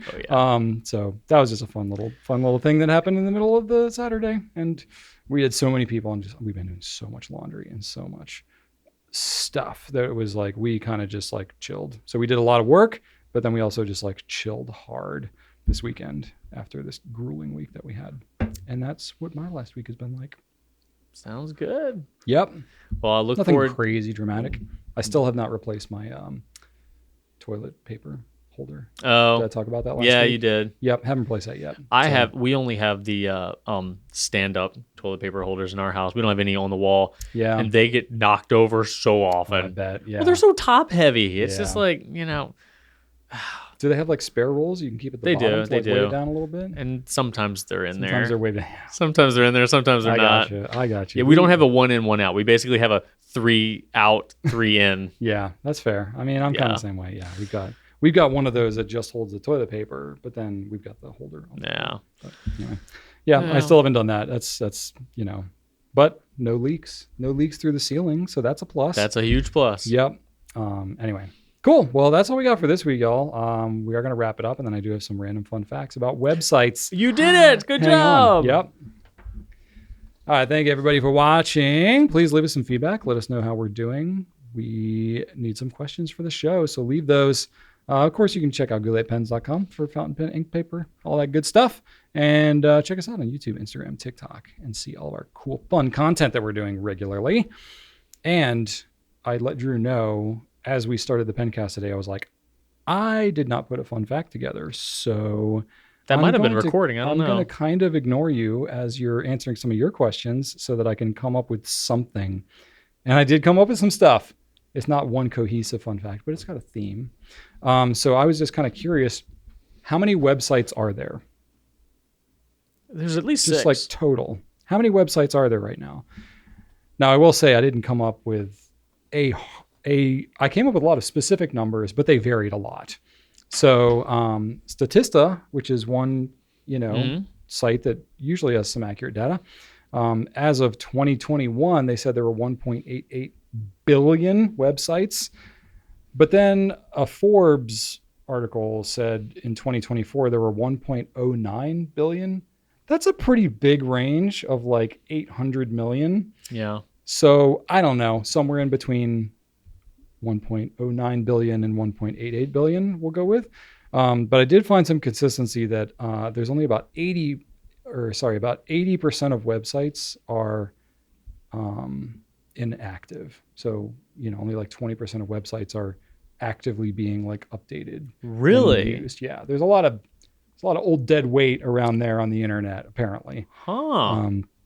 And there is a new website being created every 3 seconds in the world. A new website destined to be dead soon, I guess. Yeah. 3 in, 3 and out. then I found some interesting things about like user behavior and stuff. So a website user will form an opinion of a website in 0.05 seconds. I form my opinions of all things instantly. that quickly. There you go. 92% of global web traffic comes from Google. That is pretty much a monopoly. Mm-hmm. Google is the most visited website in the world with 85.1 billion views in 2023. It's a lot of freaking views. Does it count as visiting Google if you use just kind of like the URL bar of Chrome? That I don't know. I would have to do deeper research on that. But this was like saying about visited like website traffic. So I think this is the actual like website Google page. Type it in Google. Yeah. Google.com got 2,700 hits per second in 2023. That's a lot. In North America, YouTube is the second most visited website in 2023 with 33 billion visits. That's so many people watching YouTube. And we are contributing to that. In North America, 45% of web traffic happens on mobile devices. How much? 45% of all website traffic is mobile devices. Okay. That is been shifting over the years. Yeah, that's going up. 47% of users won't wait longer than 2 seconds for a website to load. Glad to know I'm not alone. Talking about like our website and stuff like that, page load speed, that is really a thing. So what's always a balance with that is like the number of images, all the alt text, all the extra stuff that's built on a website all contributes to load time. So there's always a balance between like website quality and number of features and stuff and page load speed, because it's like you can't have it all. It's kind of a balance of one or the other. Anyway, let's see here. Website users spend an average of 5.59 seconds looking at written content on a site. That's not a lot. No, it is not. We kind of talk all the time about like, we have all this content on our website, but we still get asked all the questions. Well, golly, so much for writing already product on the descriptions. Well, I think that pen people are different. Thank I know you. for a fact. Read all of the descriptions. I know for a fact that the average time spent on a site per visit is way higher on our site than it is on the average website.